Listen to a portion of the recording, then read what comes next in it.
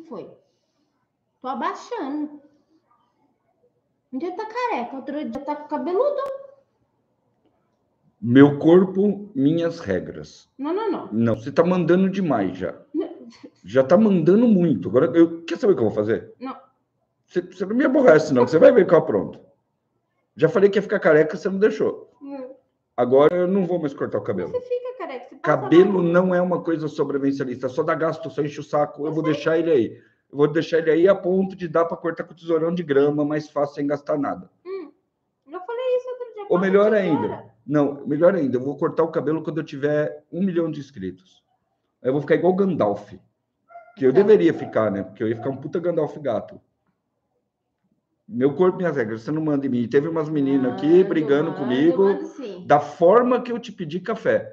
Saibam vocês que tem um contrato aqui, tá? O papel dela, vem aqui, dá o cara de bolacha, dá um oi, pessoal. Oi, pessoas.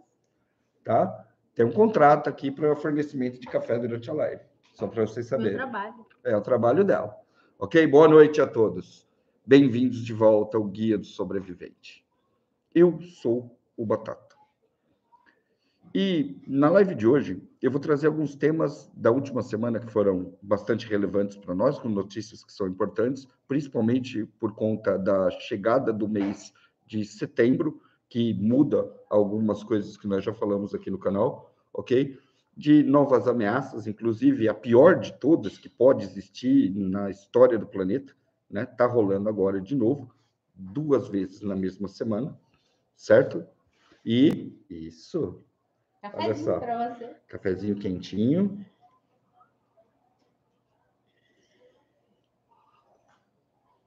E outras informações que estão rolando aí. Enquanto isso, enquanto eu espero o pessoal chegar, que está recebendo as notificações agora, eu quero agradecer a sua presença aqui. Eu quero agradecer a sua presença aqui no nosso chat do lado, colocando suas opiniões, dizendo o que você pensa, e principalmente... Tá? Os seus comentários, o seu conhecimento, porque o que a gente faz aqui é compartilhar conhecimento. Basicamente é isso, ok? E, como não pode deixar de ser, os melhores sobrevivencialistas do Brasil estão aqui. Eu dependo muito desse seu comentário, aí também dependo muito do seu like, do seu compartilhamento, e talvez de trazer algumas pessoas para cá. Mas, como é de praxe, a gente sempre faz... A gente tem que parar aqueles segundinhos aqui para você dizer de onde você é e de onde você está assistindo, ok? Vamos lá. Eu leio todo o chat depois que a live termina, ok? Esse chat que rola aqui ao vivo, eu leio ele inteiro, vejo tudo direitinho. E eu tenho recebido muita reclamação do pessoal descendo pau aqui em pessoas que ficam enchendo o saco e tudo mais. Eu já vou falar um pouco sobre isso. Você pode bloquear o cara, ok? A melhor coisa que você faz é você ir lá e bloquear as mensagens que estão enchendo o seu saco, tá? Boa noite, Areta, Taubaté, Caldas Novas, Dourados, Rio de Janeiro, Itatiba, Lavras, Esteio. Olha que legal. Camisa nova. Não é camisa nova, é velha. Ela já está até meio esgarçada aqui já, olha aí. Ó. Deixa eu arrumar aqui a câmera para vocês verem.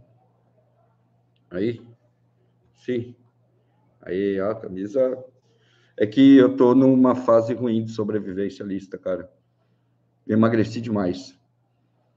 Segundo alguns cientistas, a gordura corporal é um dos recursos que você tem como ferramenta de sobrevivência. Eu perdi um monte esses dias atrás, principalmente depois da dengue. Pelotas, bom, gente de todo o Brasil e de fora dele. Agora estou dando a nossa live aqui. Muito, muito obrigado pela presença de vocês. E para a gente já engrenar a nossa live aqui, só dizendo para vocês que o Guia ele tem um curso off-grid que vai te ajudar bastante nas suas preparações, vai te ajudar bastante a se tornar um sobrevivencialista mais completo, com um monte de informações que nós juntamos ao longo da nossa carreira como sobrevivencialista. Carreira? Será que esse é o nome correto? Eu acho que jornada como sobrevivencialista talvez agrade mais. Acontece que é, com certeza, um dos maiores cursos do mundo nesse segmento. Ele é todo publicado online, tá? Você entra aí, pega direto lá do site, baixa tudo no seu computador na hora. Se você quiser imprimir, você pode. Tem material pra caramba. está saindo um módulo novo e eu só vou avisar uma coisa para vocês. Já, quando o último módulo sair, o próximo é sobre apartamento já, tá? Sobrevivência em pequenos espaços e montagens de apartamento para quem mora em áreas urbanas, porque a gente falou já bastante sobre grandes espaços. Depois disso, miou esse precinho, camarada, aí. Os manuais e livros do guia nunca tiveram reajuste, continua o mesmo preço desde o começo. O que mostra para você, de uma certa forma, que dinheiro não é a nossa meta. É lógico que eu gostaria de ganhar dinheiro, mas não é dinheiro. Ninguém está aqui por dinheiro, não aqui nesse canal. Ninguém aqui é profissional do sobrevivencialismo. Ninguém é um sobrevivencialista profissional, embora eu já tenha tido uma ou outra participação profissional em alguma coisa, como, por exemplo, um curso de sobrevivência que nós tínhamos, como, por exemplo, na hora de escrever um livro. Nesse caso, eu me julgo mais um pesquisador do que um profissional propriamente dito. Eu acho que chamar de profissional é mais aquele que vive disso, e nós não vivemos disso. Tá? O sobrevivencialismo, para nós, faz parte da nossa vida. Nós somos isso, nós não criamos isso ou não forçamos isso na nossa vida. Por isso que muita gente talvez não entenda o que a gente faz aqui. E, de uma certa forma, é muito estranho para a gente ter que lidar com a narrativa de pessoas que ganham dinheiro com isso. Com o nosso tema aqui mesmo, sobrevivencialismo, mas isso é em qualquer lugar e em qualquer coisa. Não se engane e não seja inocente. Tudo que você vai ver, qualquer tema, se você for lá em fabricação de cerveja, se você for no, enfim, artesanato, aonde você for, política, quem controla a narrativa vai ditar mais ou menos o que as pessoas vão dizer e vão sentir sobre o sobrevivencialismo, ok? O Richard, salve batata, você sabe algum processo de armazenamento de óleos que dura mais de 10 anos, tipo azeite, óleo de coco ou outro?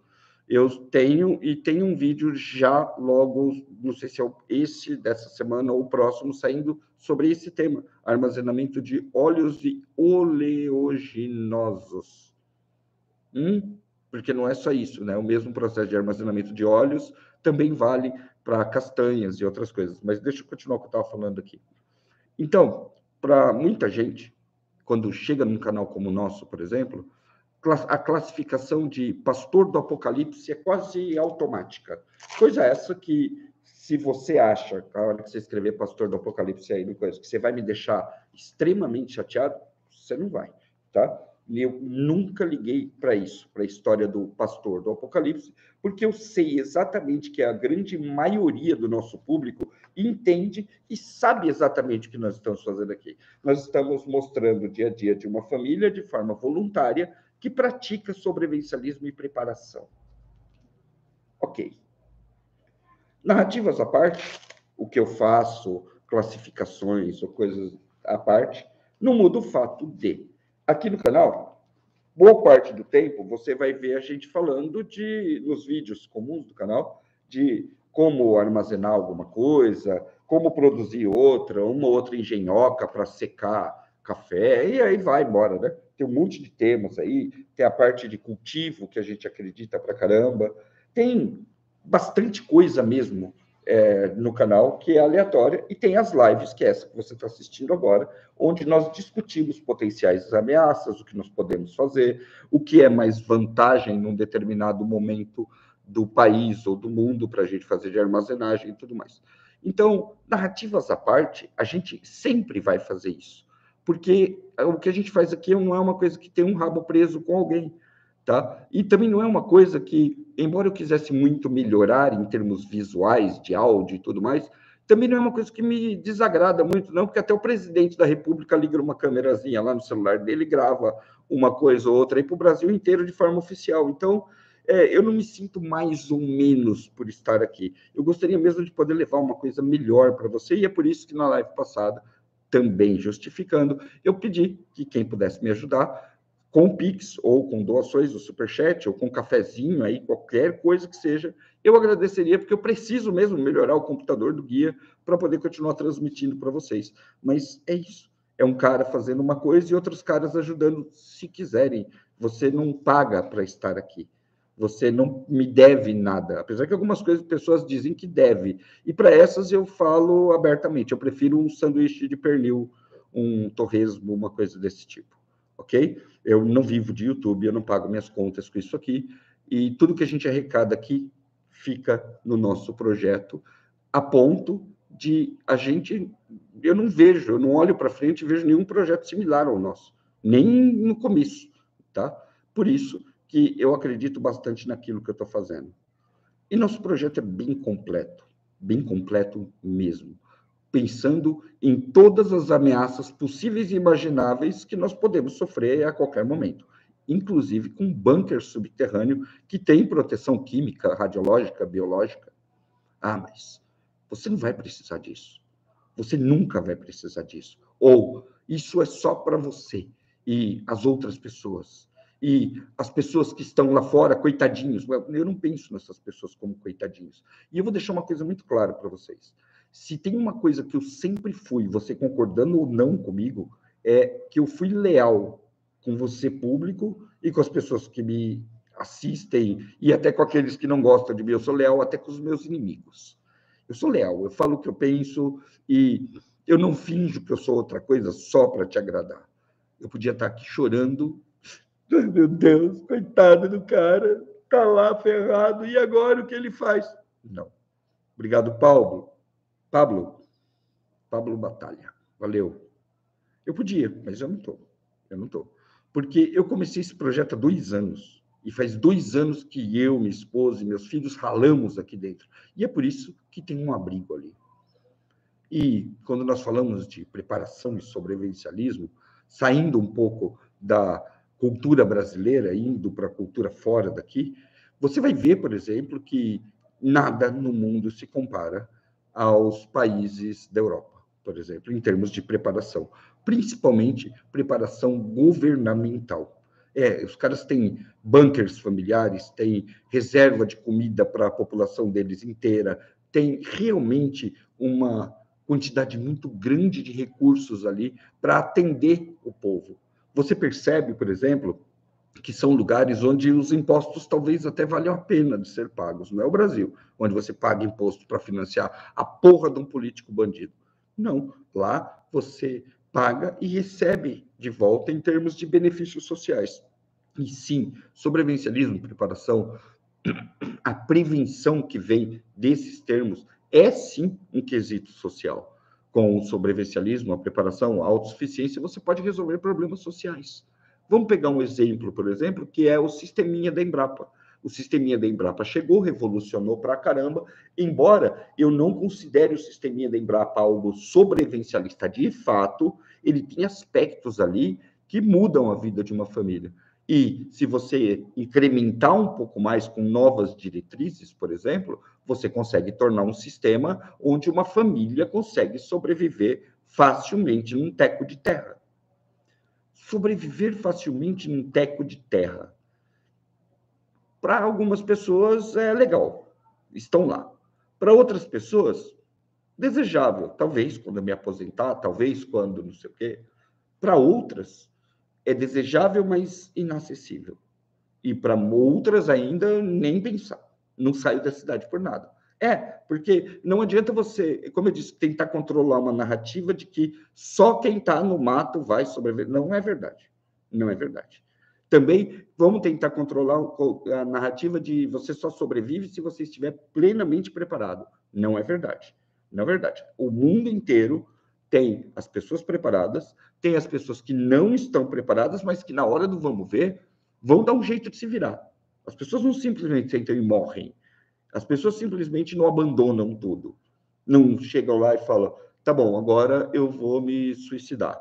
Não, não. O sobrevivencialismo é o oposto extremo à prática do suicídio, por exemplo. Enquanto o suicida está tentando tirar a própria vida, o sobrevivencialista está se agarrando a ela e tentando manter essa vida o máximo possível, porque o sobrevivencialismo é o estudo da sobrevivência.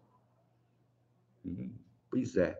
Então, algumas narrativas que acontecem não são legais. Por isso que nós sempre ficamos com o pé atrás quando notícias como a que aconteceu essa semana começam a chegar em cima da gente. Guerreiro do Amanhã, sistema Embrapa adaptado conforme a realidade de cada um. É verdade, o sistema Embrapa ele é adaptado com a realidade de cada um. Eu concordo com você. Só que ele não é um sistema sobrevivencialista. É isso que eu quis dizer. O sobrevivencialismo vai mais além. O sistema Embrapa, por exemplo, não cuida de segurança, não cuida de arma de fogo, não cuida de estratégias, protocolos, nada disso. Ele cuida da casa, do alimento, da água, de alguma relação com o mercado, por exemplo. Tá? Depois eu falo mais para o final da live sobre isso. Uma das coisas que eu gostaria de falar hoje, mas eu chego mais para o final da live e eu respondo isso para você mais certinho. Ok? Tem ameaças que simplesmente ferram com tudo. Ferram com tudo. E se você parar para pensar, pouquíssimas pessoas no mundo todo estão preparadas para ela. Alguns talvez tenham alguma chance, outros não. Que é o caso, por exemplo, do risco nuclear. Risco de um acidente nuclear. Elzinha, obrigada pelo incentivo. Valeu, Elzinha. Elizinha, desculpa. Obrigado.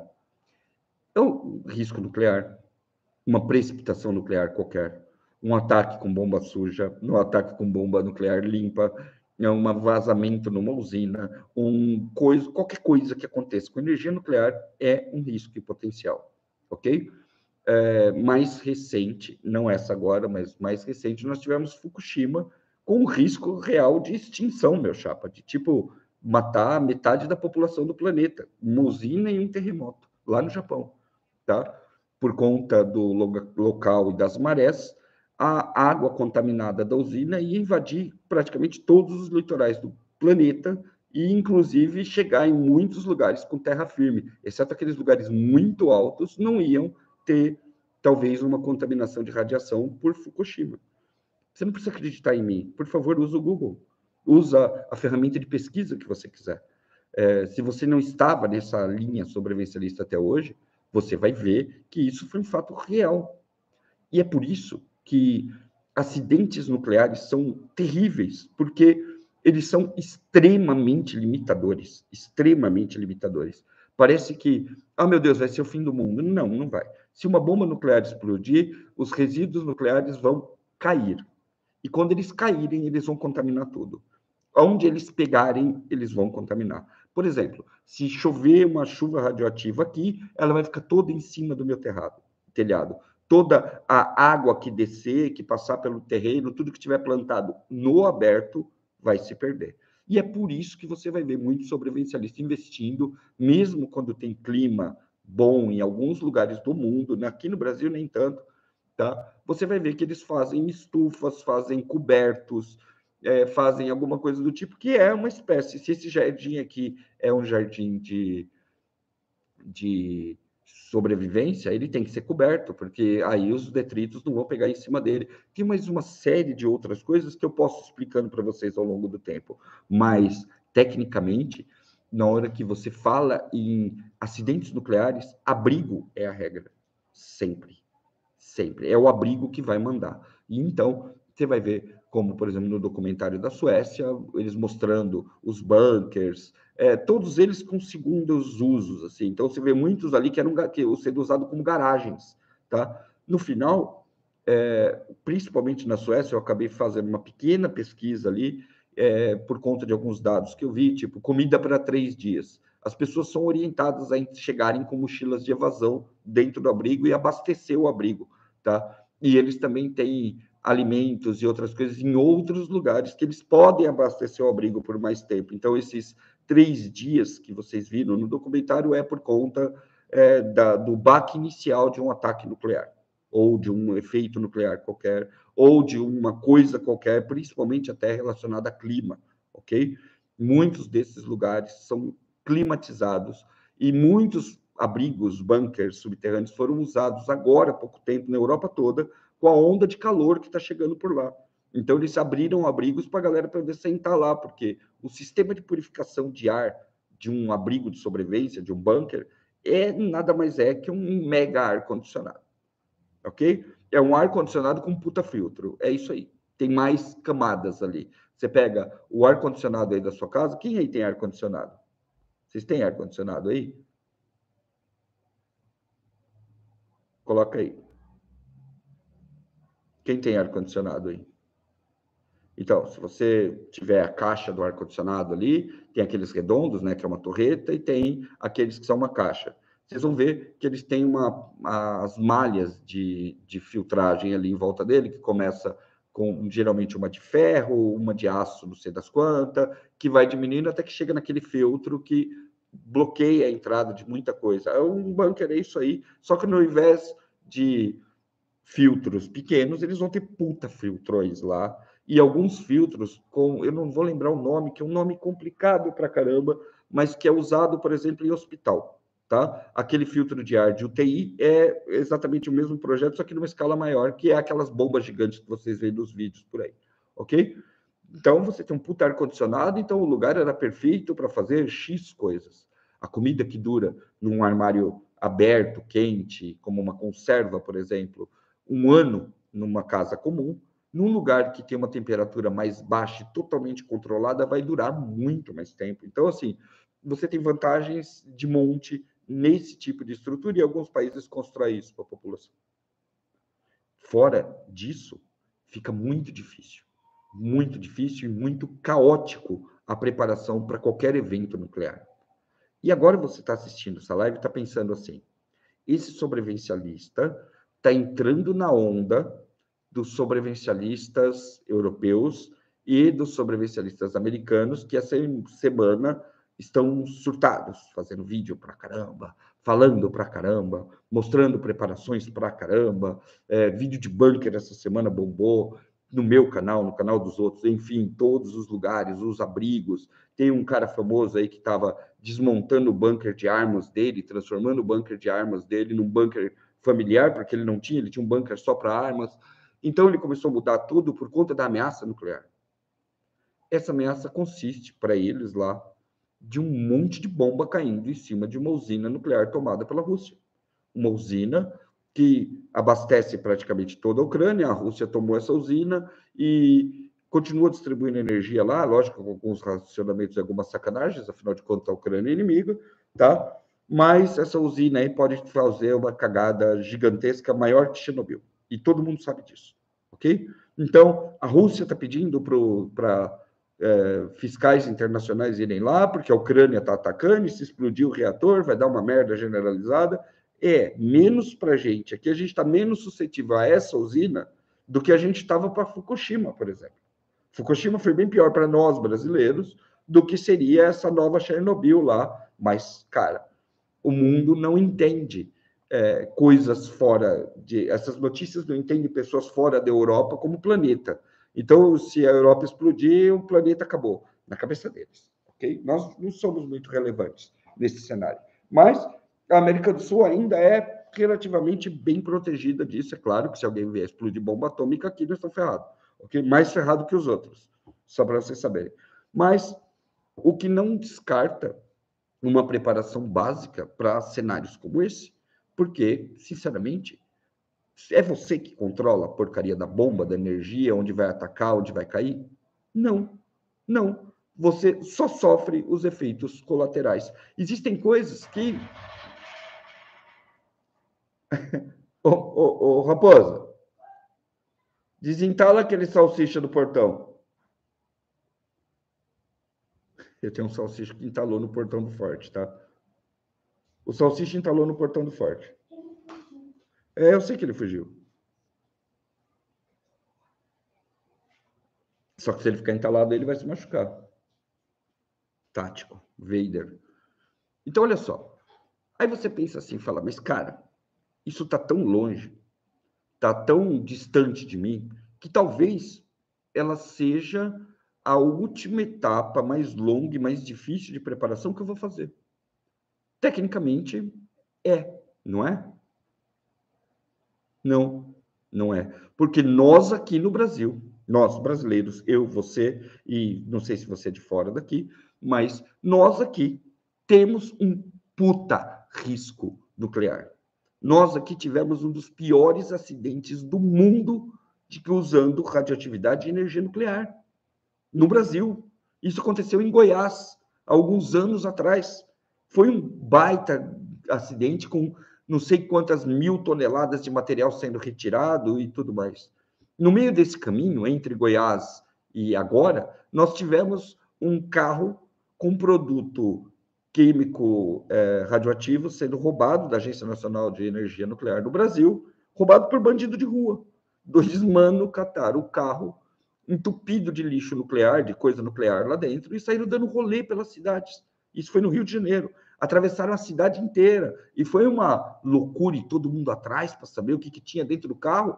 E acha o carro roubado pelos manos na rua ali. Que nem qualquer veículo do mundo, foram lá e roubaram. Ou seja, você começa a ter uma ideia do que é o descaso aqui na América do Sul com esse tipo de equipamento. Porque já é a segunda ocorrência, e tiveram mais, tá? Se você pesquisar, você vai ver vários. Até que nós chegamos novamente em Goiânia, novamente, essa semana. Agora, se você não viu isso, procura no Google aí, eu não estou mentindo para você, não. Essa semana, agora mesmo, essa semana, um puta alerta lá em Goiânia, porque lá no Ferro Velho tinha uma caixa de concreto, que é exatamente a mesma caixa de concreto que guardava césio do outro acidente. Não a mesma caixa, mas similar. O mesmo equipamento. E aí você se pergunta, quantas mais dessas existem? Onde está? Quantas caixas dessa tem até que alguém decida abrir por conta própria? Calma, não se desespere, porque dessa vez não tinha radioatividade, não tinha, as células não estavam dentro da caixa, era só a caixa mesmo que estava ali, e o cara decidiu abrir, e alguém viu e denunciou, e uma parada assim. Podia ter acontecido de novo, agora, semana passada. De novo. Um novo acidente nuclear no Brasil, e nós tivemos um dos piores. E aí você fica se perguntando, porra, é assim no mundo inteiro? Não, imagina. Tudo que o sonho, a fantasia erótica de um terrorista não é a Elvira, a Rainha das Trevas, como é a minha, por exemplo. Não, o sonho dele é pegar uma cápsula de césio dela e fazer uma bomba explodir em algum país aí, inimigo da causa deles. É o sonho do terrorista. E enquanto o mundo inteiro tem esse controle, essa preocupação, aqui no Brasil a gente joga no ferro velho.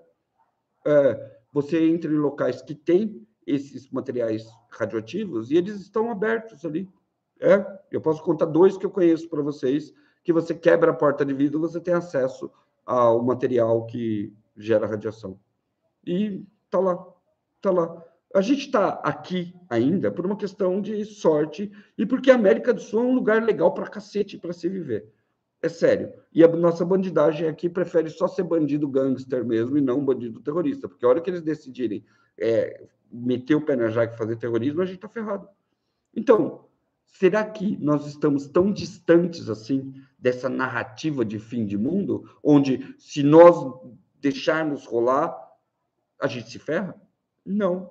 A gente está mais perto do que a gente imagina. O problema é que as ameaças e as coisas que aparecem vão se acumulando. E, na grande maioria do tempo, nós temos outras preparações para fazer que são prioritárias. Lembra que eu falei do cara? Falei assim, cara, o que eu posso fazer? Eu não posso fazer nada. Nada. Tecnicamente, em alguns preparos, eu estou muito mais avançado que muita gente, principalmente quem está chegando agora. Por outro lado, eu tenho preparo zero em algumas coisas, porque eu simplesmente não fui lá e não terminei isso daí ainda. O tempo é um fator que faz com que nós, sobrevivencialistas, reavaliemos nossas preparações, principalmente quando informações como essa aparecem. Outras informações, a gente sabe que vai dar merda. A gente sabe, e não é uma questão de ser e de quando, e a gente começa a ficar aflito porque esse quando é breve. E as pessoas ficam mais aflitas ainda com o pastor do Apocalipse, porque ele não fala de outra coisa. Você quer que eu fale de quê aqui? De sabor de chiclete? Você quer que eu fale de que assunto aqui? Embora o sobrevivência seja muito abrangente, você quer que eu fale sobre o quê? Você quer que eu transforme sobrevivencialismo em quê? Em esporte? Não dá. É ameaça, é resposta à ameaça, é preparação e é trabalho. Sim, trabalho, dedicação, investimento, comunidade. É isso. Isso é o sobrevivencialismo e a preparação. E ameaças como essa, que nós quase tivemos essa semana, devia ser para jogar uma ficha no nosso potinho ali, para que a gente também se preocupasse com isso, mesmo estando num país onde provavelmente nenhuma bomba nuclear vai cair. Mas é uma preocupação. Se aquela porcaria daquele Césio abre lá, ou se aquele carro fosse arrombado no Rio de Janeiro, uma hora dessas a gente podia ter perdido metade da cidade e metade das pessoas que moram lá. Fora isso, você vai ter muitas outras ações que passaram muito perto de uma cagada gigantesca que nós nem prestamos atenção. Beirute. Há pouco tempo atrás, viralizou uma explosão espetacular em Beirute. Vocês viram isso? Vocês lembram disso? Tem alguém que lembra? Coloca aí, por favor.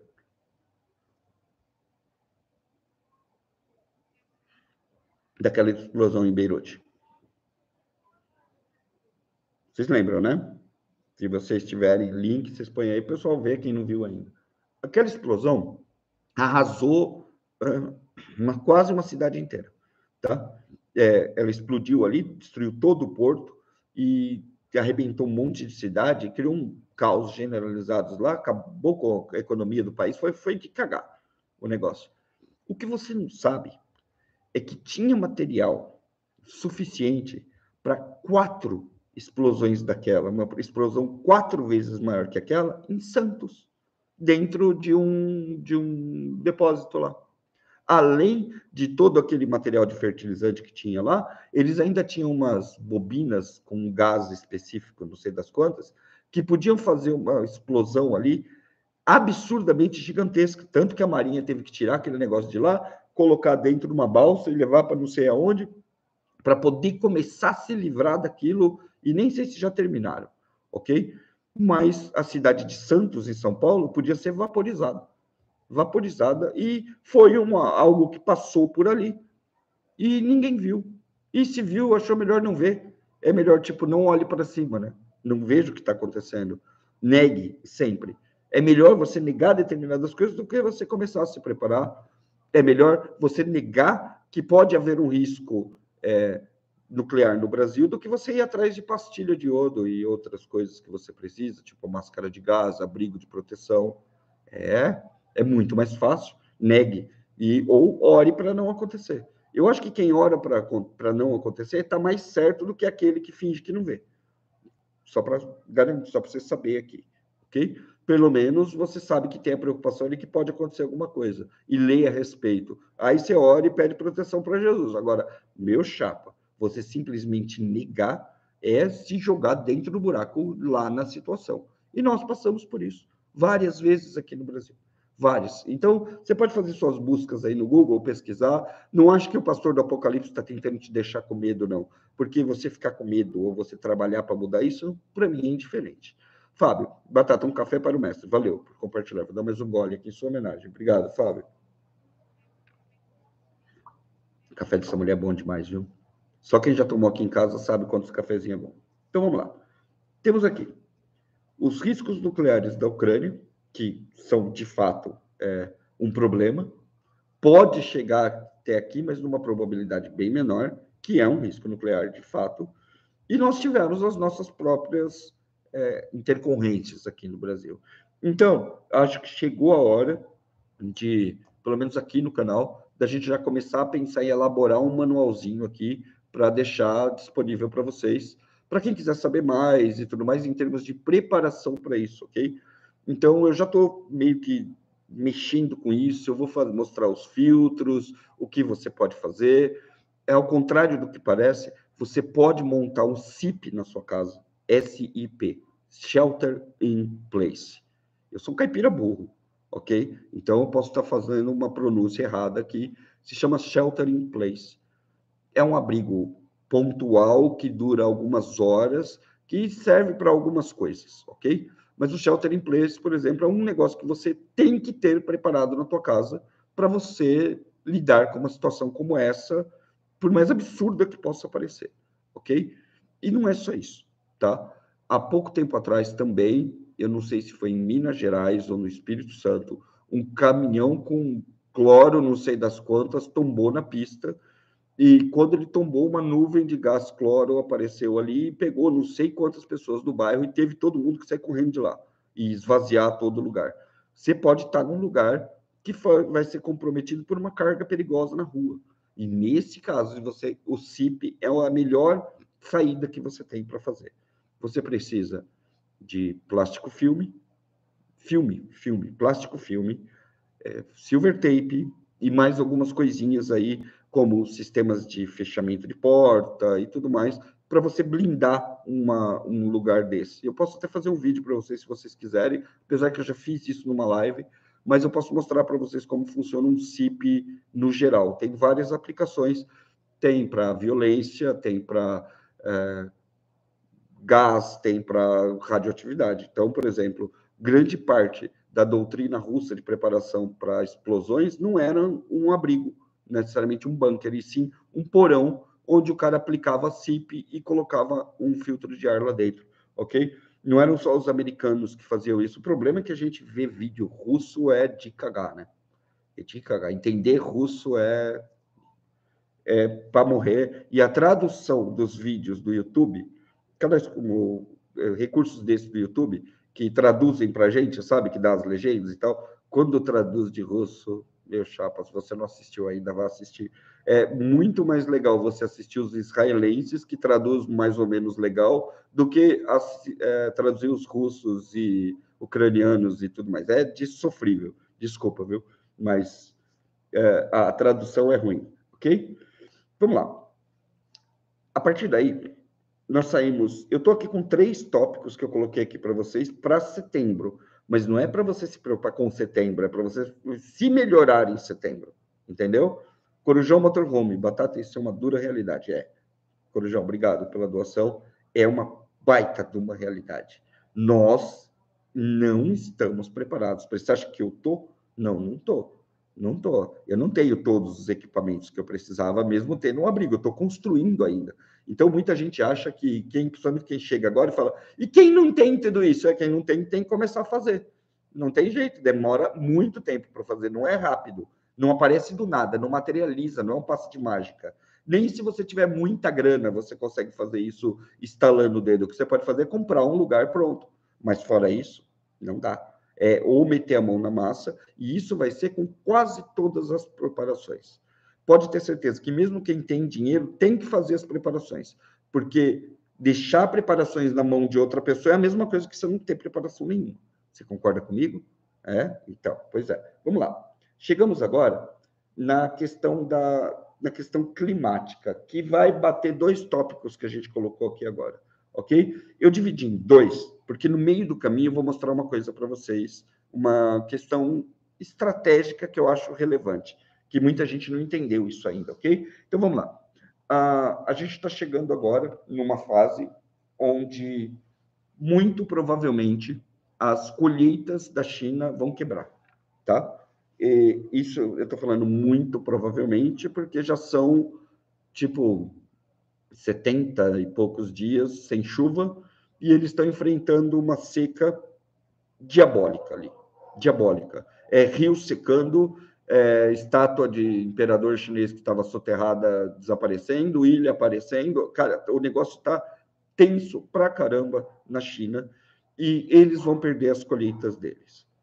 Aí você me diz assim, mas e toda essa comida que a China compra? A China tem a comida do dia a dia, que é como nós temos na nossa casa, e pelo menos eu acho que todo mundo faz isso, né? Se você não faz, você me conta aí como é que você faz. Aqui eu tenho um armário, aqui eu tenho minha cozinha, então aquele armário ali eu estou vendo um pote de açúcar, um pote de arroz, tem café, tem as panelas, tem sal, tem um monte de coisinha ali, que é a comida do dia a dia na minha casa. É onde sai o almoço, a janta, o rango, sai todo dali, correto? E lá dentro do abrigo, lá embaixo, no porão, no bunker, eu tenho preparações, que são garrafas PET, coisas que você vê aqui no canal. Você não sabe como armazenar comida ainda, dá uma olhada aí, ou pega nossas publicações que estão aqui embaixo, tá? Nós temos manuais incríveis, extremamente atualizados para brasileiros, ok? Então não perde seu tempo, vai lá, pega o manual e você vê tudo, ou então você entra aqui no canal, entra na aba Protocolo 550, onde a gente está fazendo 1 ano e meio de armazenamento, e assiste, maratona todos os vídeos. Não está pronto ainda, a gente está produzindo cada vez mais, né? Tanto que eu falei para o rapaz do óleo, está na nossa lista, ok? O problema é que a gente está esperando dar uma baixadinha no preço para poder fazer a compra desse material e mostrar para vocês. Como eu disse, Nós não somos patrocinados, nós não temos dinheiro aqui. O dinheiro que vocês veem de produção é essa doação que a gente recebe aqui, é o fato de você mandar um Pix para contato@guiadosobrevivente.com.br, que ajuda pra caramba a gente a tocar os nossos projetos, mas eu também tenho que comprar óleo e ele não fica mais barato só porque eu tenho um canal no YouTube. Eu sou tão preparador quanto você aí na sua casa. Então, assim, que a gente comprar, a gente monta o vídeo para vocês, ok? Mas voltando, eu tenho ali a minha comida. A China também. Tem a comida do mercado, tem a comida que os caras plantam, tem aquilo que sai direto do campo e vai para a mesa dos caras e tudo mais. E tem também as comidas que são preparações chinesas. E sim, 65% da comida do mundo está na mão da China, ok? Só que esse problema que está acontecendo lá está começando a se estender para outros lugares do mundo. Tá? Essa onda de calor gigantesca que está rolando ali em cima, na Europa e tudo mais, já quebrou muita gente. Da mesma forma que o frio do ano passado quebrou o preço do café, atrapalhou a gente aqui para caramba, lá eles estão tendo o contrário, que é uma seca desgraçada. E é uma seca do tipo que nós tivemos aqui há 2 ou 3 anos atrás, que quase que São Paulo abriu o bico, tipo uma dessas, entendeu? É isso que está passando por eles lá, tá? Isso acontece de uma forma um pouco diferente do que a gente enxerga aqui, porque o chinês ele tem uma estratégia, ok? Uma estratégia que você devia usar na sua casa. Você, preparador, sobrevivencialista, devia fazer exatamente a mesma coisa que o chinês faz, tá? Essa comida que está dando problema para eles lá é a comida do dia a dia, a comida da mesa das pessoas. Então, eles têm duas linhas de se tratar isso daí. E quando a gente chega aqui no canal e fala para você que você tem que ter também essa linha de abastecimento, as pessoas não sacaram muito isso, como funciona. Então, eu separei aqui para vocês uma forma e algumas coisas onde você pode colocar essa estratégia também, ok? Imaginando que você tem todos os recursos disponíveis de preparação, que é desde armário para colocar coisa, até um quintal para plantar coisa e tirar coisas de lá e fazer suas preparações. Você entendeu? Imagina que você chegou com tudo lá. A maioria das pessoas não, mas você chegou com tudo. Você tem desde cultivo até armazenamento, tá? Por que ter um armazenamento? Por que o batata não planta arroz, por exemplo? Pelo mesmo motivo que o chinês não faz isso. O chinês vai usar a terra dele para plantar coisas que ele consome no dia a dia e ele vai usar as importações e comprar mais barato de outros países, quer dizer, mais barato na cabeça deles, ok?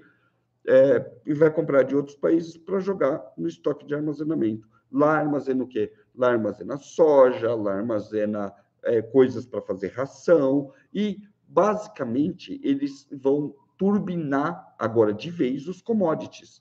Então, essa seca lá significa que eles vão cair, ou melhor, já caíram, né? Vocês vão ver até amanhã no Globo Rural e em outras publicações que já começaram a sair essa semana, que eles já chegaram de sola novamente na compra de comida. E, meu amigo, você vai dar o seu grão para o chinês a dólar ou para o brasileiro a real? Aí que tá. Nós já estamos passando por um problema onde as pessoas não querem mais plantar feijão, porque para plantar feijão você vai vender para 10, 12 estados do Brasil. Se você plantar soja, você vende para o mundo inteiro. Então, as pessoas já estão começando a trocar essas plantações de comida, mandioca, batata, isso e aquilo, por plantações que eles podem literalmente mandar para lá. E com a China entrando de sola agora, significa que todos os preços do mercado interno vão subir, ok? Essa é uma mudança da semana passada que eu falei para vocês que a gente tinha uma janela aí, só que a janela vai fechar muito rápido, porque cada dia ou cada 2, 3 dias, deixa eu ver se eu entendo, se eu consigo explicar isso. Tem uma janela de 2, 3 dias. A cada 3 dias se torna mais difícil e irreversível a situação da lavoura chinesa. Cada 3 dias de seca, a coisa piora lá, então eles vão ter que, tipo, colher no pé com a planta incompleta, vai ter um monte de quebra de safra, então eles também estão ferrados lá, e nós aqui também, ou seja, o mundo inteiro está nessa agora, porque nós somos globalizados, ok? Mas o que eles fazem? eles tenham uma ideia de largar determinadas coisas, você fala assim, não vou nem atrás, eu não quero nem ver, não vou nem tentar, ok? Então, vou dar um exemplo para vocês. Arroz, tá? Que é uma das coisas que a gente tem aqui. Eu sempre venho aqui e falo para você, vai lá e armazene arroz. Armazena arroz. Falei na live passada. Eu venho aqui e falo, olha, o arroz é o grande coringa da preparação. Uma das matérias mais lidas no meu site. Uma das páginas mais comentadas do meu curso é o arroz é o grande coringa da preparação. Arroz branco tipo 1. Por quê? Dura 100 anos, é barato, é fácil de armazenar, é isso, é aquilo. É viável você armazenar arroz e não você plantar arroz. Eu nunca cheguei aqui e disse plante arroz. Alguma vez, algum de vocês que está aqui há mais tempo me viu falando isso aqui? Plante arroz? Ou pegue uma área da tua casa, tira o que está lá e planta arroz, por exemplo? Mesmo eu achando que o arroz branco é tudo mais. Não. É difícil. Para você ter esse arroz branco que você tem aí no saco de comida da sua casa, ele vai ter que ser beneficiado. E quando a gente fala de uma determinada coisa para armazenar, você esquece que tem todo o resto. Se você chegar lá e tirar um monte de arroz integral, é isso que você vai ter. Você não vai ter o arroz branco tipo 1 para armazenar. Para isso, você vai ter que abrir uma fábrica de beneficiamento de tudo mais. Máquina para tirar casca, máquina para fazer não sei o quê. É assim que funciona, certo? Então, não vale o investimento de tempo, recursos e espaço, porque o arroz não produz legal assim para você ter em pequeno espaço, você não vai conseguir uma boa colheita. É diferente, por exemplo, da batata doce, que dá 50 toneladas por hectare. O arroz dá meia, ou uma, duas, não sei. É pouco. Então, não compensa. Para você plantar, compensa você comprar e armazenar. A China faz isso. A China vai sair e vai comprar arroz beneficiado. Ela também vai comprar, por exemplo, ração pronta, ou material de ração pronta, tipo só peletizar. Tá? Então, você vai ver indo sorgo, você vai ver cevada, grão, aveia, soja, e o diabo a quatro indo para lá. Então, o chinês tem a agricultura dele ali, ele não vai se preocupar em plantar para fazer ração. Não vai. Ele vai criar o gado. Então, ele cria o gado, pega a ração de fora e abastece. Então, você faz a mesma coisa. Você vai lá e compra o arroz beneficiado para não ter que beneficiar. Você compra a ração para não ter que fazer a ração, não ter que criar a ração e tudo mais. É relativo, eu sei. Obrigado, Trindade. Valeu. É relativo, eu sei. Tem gente que acha, eu, por exemplo, que precisa de meia cota de ração para animais. Para os meus animais, eu tenho meia cota de ração. Eu dou meia comida para os meus cachorros, ração, e a outra metade, comida normal. Meus cachorros comem uma refeição de ração e uma refeição de comida, ou os dois misturados, mas metade da alimentação deles é de comida normal, e eu prefiro 1000 vezes mais manter alguns sacos de comida para ser feita em casa do que manter sacos de ração comprada. Meu ponto de vista. Vai ter gente que vai falar, não, o cachorrinho só pode comer ração. Não, os meus não. Os meus comem comida também, e meus cachorros também comem coisas da horta, verdura, legumes, frutas, tudo isso. Se eles não comerem fruta, eles passam fome, porque vai incorporado na comida deles. Comem de tudo, certo? Cada um tem um ponto de vista disso, mas você vai optar por coisas que você não precisa investir tanto para fazer. Uma peletizadora, depois que você comprou um monte de grãos e soja e comida, para você poder criar ração. Não, compra ração pronta, ok? A mesma coisa, carne vermelha, carne de vaca. Tem vaca para caramba, tem recursos para caramba, mas é tipo assim, o cara que tem uma fazenda de vaca, ele vai ter vaca para cacete. Ele vai ter vaca o suficiente para uma demanda X. Se você quiser criar vaca para autossuficiência, você vai ter uma vaca e 2 carneiros, ou 2 bodes, ou enfim, certo? Que até citei na live passada, e muita gente mandou mensagem e tal. Aquilo lá veio da Bíblia, ok? Mas se você seguir, você vai ver que essas vacas leiteiras que são criadas quando isso saiu, elas são criadas praticamente em confinamento. Dá para você criar uma vaca, 2 vacas. A melhor carne do mundo, do planeta, ela é criada no Japão. E essas vacas, elas dormem a fazenda de vaca dessa tem 20 vacas e num terreno de 360 metros quadrados, e a vaca não se mexe praticamente dentro do cercadinho lá. Ela ganha massagem, música clássica, mas ela fica num confinamento desgraçado ali, ok? E é assim que eles pensam exatamente isso. Lembra do viking dormindo com a vaca, com os bodes, com as galinhas, tudo na mesma casa? É a mesma linha de pensamento direto daquela que está lá na Bíblia, ok? É tudo juntinho ali, pertinho, uma mini criação para você sobreviver, mas compensa você criar gado para matar e tirar bife? Não, não. Até em tempos mais antigos, aqui no Brasil, pergunta para tua avó, tá? Quando se matava um porco gigante de 200, 300 quilos, era dividido tudo com os vizinhos. Já estava tudo certo ali. Então, eu mato o meu porco agora, você mata o seu depois, depois a gente vai ter carne o ano inteiro. E eles matavam o porcão, o cara enchia as latas de carne de lata lá, armazenava do jeito que dava, mas era basicamente comunitário, cada abate era comunitário. Não compensa criar gado para abate.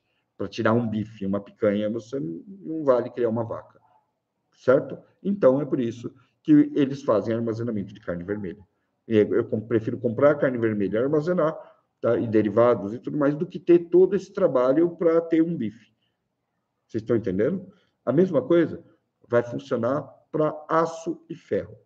O ser humano cria ferramentas e coisas de materiais ferrosos desde sei lá, depois da Idade das Cavernas aí. Na Idade Média, os caras já forjavam aço, só para vocês terem ideia. Eles não sabiam ainda muito bem o que era aço temperado, mas eles faziam uma coisa similar ali. Tinha umas receitas malucas que eles faziam lá. Isso só foi mudar em 1910, 1915, para cá, recente para caramba, correto? Mas não compensa fazer aço. Não compensa ir lá, pegar a lama, a bactéria, colocar dentro de um forno, acender, deixar derreter, aí aquele negócio vai formar aquelas bolinhas de aço, aí você vai pegar aquilo tudo, vai martelar todo ele ali, vai fundir ele novamente até que ele vire um pedaço de ferro que você vai forjar e tentar fazer uma cimentação com carbono para ver se ele pega um pouco mais de carbono e um pouco mais de dureza, e aí você bate e depois de 1 ano e meio você consegue tirar uma faca dali. Quase isso, estou zoando, mas é tipo 2 meses para o processo todo, para fazer uma faca mesmo, uma pessoa sozinha, né? Quando tinha mais gente trabalhando, até dava mais. Não compensa, compensa você comprar aço e guardar. É isso que eu estou dizendo para vocês. Alguns itens são extremamente estratégicos. Então, você tem arroz, você tem ração, você tem carne vermelha, aço, ferro, ferramentas. Tá bom. Batata. Por que ferramentas? Porque, cara, é uma merda fazer ferramenta. É uma merda fazer ferramenta. E eu vou contar uma coisa para vocês. Eu fiz uma ferramenta. Eu fiz. Tem alguém de São Paulo aqui que mora naquela região do CEAGESP? Tem alguém aí? Se tiver, tem o prédio do Correio ali, não tem aquele prédio gigante ali? Atrás dele tem uma escola Senai chamada Mariano Ferraz. Quando eu fiz mecânica geral no Mariano Ferraz,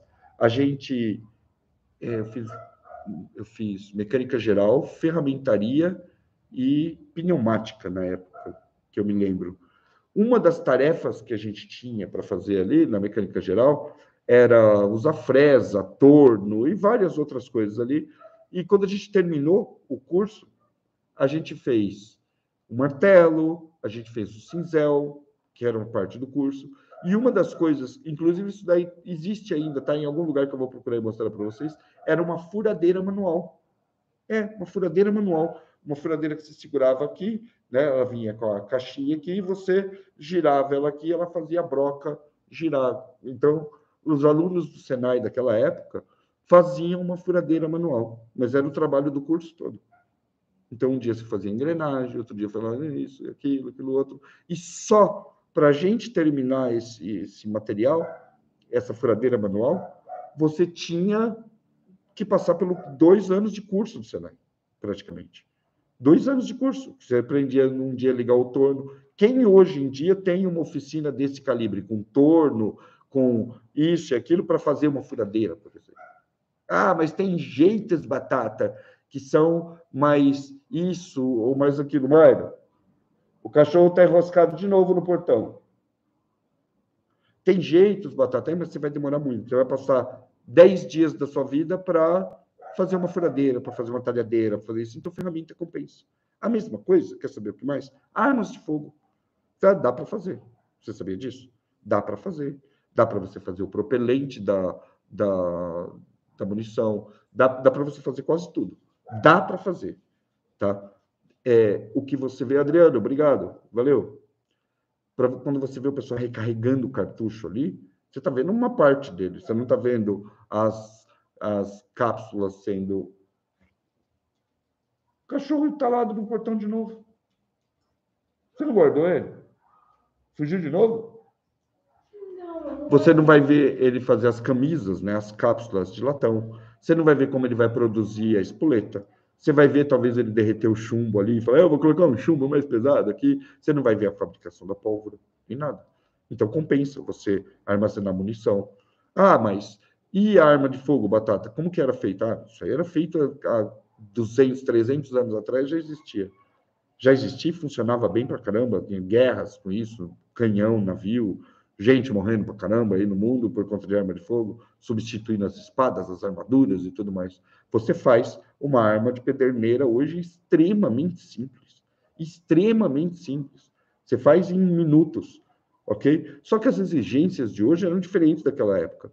Naquela lá, as armas pesavam 9, 10, 12 quilos.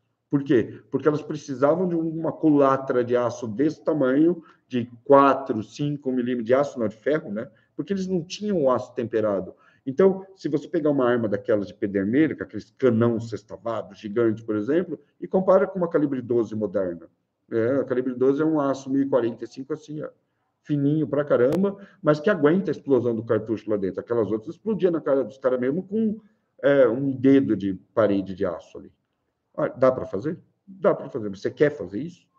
Você quer fazer uma arma pederneira? Você quer fazer uma arma extremamente rudimentar e fabricar tudo do começo até o fim? Dá para fazer? Claro que dá.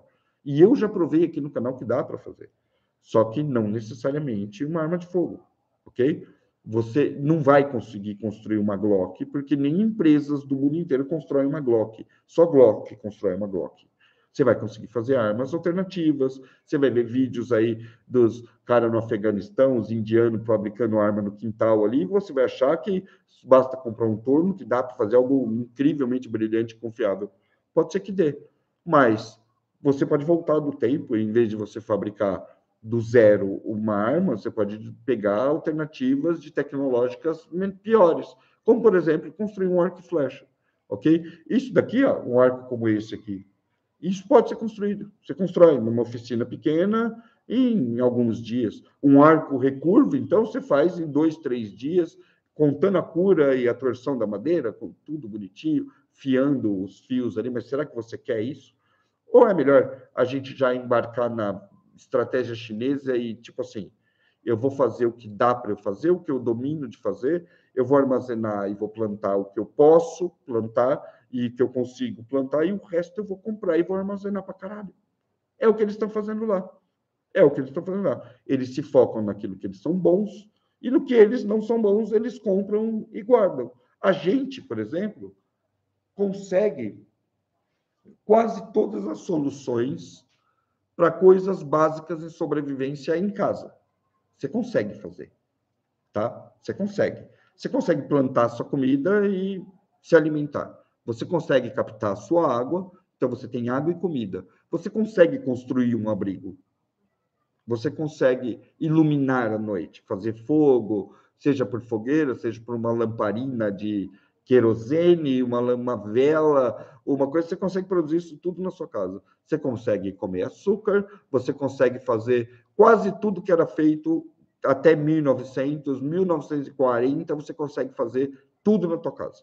Tudo. Você consegue lidar com chapas, com ferramentas mais analógicas, com quase tudo você consegue fazer. Dali em diante, com muita evolução tecnológica, você já não consegue fazer mais. Então, tem coisa que sim, você faz, outras coisas você simplesmente armazena e não perde tempo em buscas que não vão te ajudar em nada. Eu podia gastar metade da minha vida tentando aprender a fazer uma arma de fogo X. Eu preferia aprender a fazer um crossbow, eu preferia aprender a fazer um arco e flecha, Por quê? Porque essas tecnologias eu vou dominar, independente do que acontecer. Se o mundo pifar hoje e todo o parque industrial do Brasil acabar e a munição acabar, eu fabrico crossbows. Eu sei fabricar uma crossbow, eu sei fazer o gatilho na lima, eu sei fazer o arco, eu sei fazer... eu entendo o que é a puxada, o power stroke, eu sei trançar a corda, eu sei montar ela de A a Z, eu sei montar um arco de A a Z. Então, no quesito caça, talvez eu sobreviva. Talvez eu tenha uma defesa muito básica, lógico que, pensando numa situação muito extrema, no dia a dia normal, armas de fogo têm muito mais vantagem. Então, por isso, eu armazeno um tanto e busco tecnologia naquilo que eu posso. É assim que o chinês faz, e é assim que muitos de vocês deviam fazer. Na questão da comida também, você larga a mão de querer inventar de plantar arroz e vai plantar coisas que você pode usar no seu dia a dia, usando normalmente, deixa tudo esquematizado para plantar uma mandioca. Você precisa colher 10 toneladas de mandioca agora, e daí nós voltamos de novo para a questão do sisteminha Embrapa, ok? Por mais que tenha um idealismo em cima dele, e eu não estou dizendo ideologia, estou dizendo idealismo, ainda é um sistema comercial. Ponto final. Ponto final. Ele visa economia, tá? Ele visa trazer alguma renda para a família. Ele se adapta totalmente a todo tipo de família, mas ele visa renda, por exemplo, tá? Então, quando você faz toda aquela integração, ele vai funcionar, só que aí você vai tendo produtos diversos lá. Além de você comer, é claro, aquilo que está lá, você também vai poder vender. Você vai poder vender um pouco de ovo caipira, minhoca, verduras, legumes, ração, peixe, tudo que está ali, você gera uma rendinha que complementa o que está dentro da sua casa. O sobrevivencialismo é diferente, porque você não tem essa intenção necessariamente de vender a sua produção. Eu vou contar um caso para vocês aqui, e vou fazer também um desabafo, que eu vi que muita gente ficou chateada comigo, mesmo, de verdade. Quando eu comecei o novo projeto da Mandala, eu deixei claro que eu ia fazer um lago ali, ok? Um lago para criar tilápias. Ele não tem nada a ver com o sisteminha. A única coisa que tem a ver com o sisteminha é o lago, a água e o peixe. Mais nada. Eu não estou fazendo um lago na ideia de fazer coleta desses peixes e vender. Isso vai totalmente à contramão de quase tudo que você vê aqui no YouTube. Só que, lembra que eu disse que existe uma narrativa em cima do sobrevivencialismo e da preparação, que as pessoas vão por esse caminho, mas que nós não somos obrigados a ir para isso? Pois bem, eu não preciso seguir essa narrativa de, olha, eu vou montar um sistema numa caixa d'água que vai me gerar X peixes. Eu sei que esse sistema vai custar 4, 5 mil reais, tá? Hoje em dia, para eu poder ter uma grana boa. Eu sei que eu vou ganhar dinheiro com ele, que eu vou ganhar cada de pesca ali, cada vez que eu limpar o sistema todo, eu vou tirar ali um tanto de peixe que eu vou vender e vou pagar o custo do sistema e ainda vou ter um lucro, tá? Isso é verdade. Nenhum canal do YouTube está mentindo para vocês, isso acontece mesmo de verdade aí. Então, esses caras que têm esses tanques de caixa d'água, que criam tilápia no quintal e tudo mais, ganham dinheiro com ele. Só que, por exemplo, um tanque como esse, quando ele dá manutenção, é 2, 3 pau de manutenção. Você tem que ir lá, você tem que desmontar tudo, comprar tudo de novo, desgasta. E um sistema muito similar a esse eu fiz na minha casa, em cima do telhado para captação de água de chuva, com 4 caixas d'água interligadas e tal. A primeira tempestade que deu arrebentou todos os canos. Então, quando eu fiz o meu primeiro lago de peixe, eu já falei, vai ser escavado. Vai ser escavado porque aí um furacão não arranca ele do chão. Como destruiu o meu sistema de captação de água lá de casa. Resultado, você tem um sistema muito mais seguro quando ele é feito de alvenaria.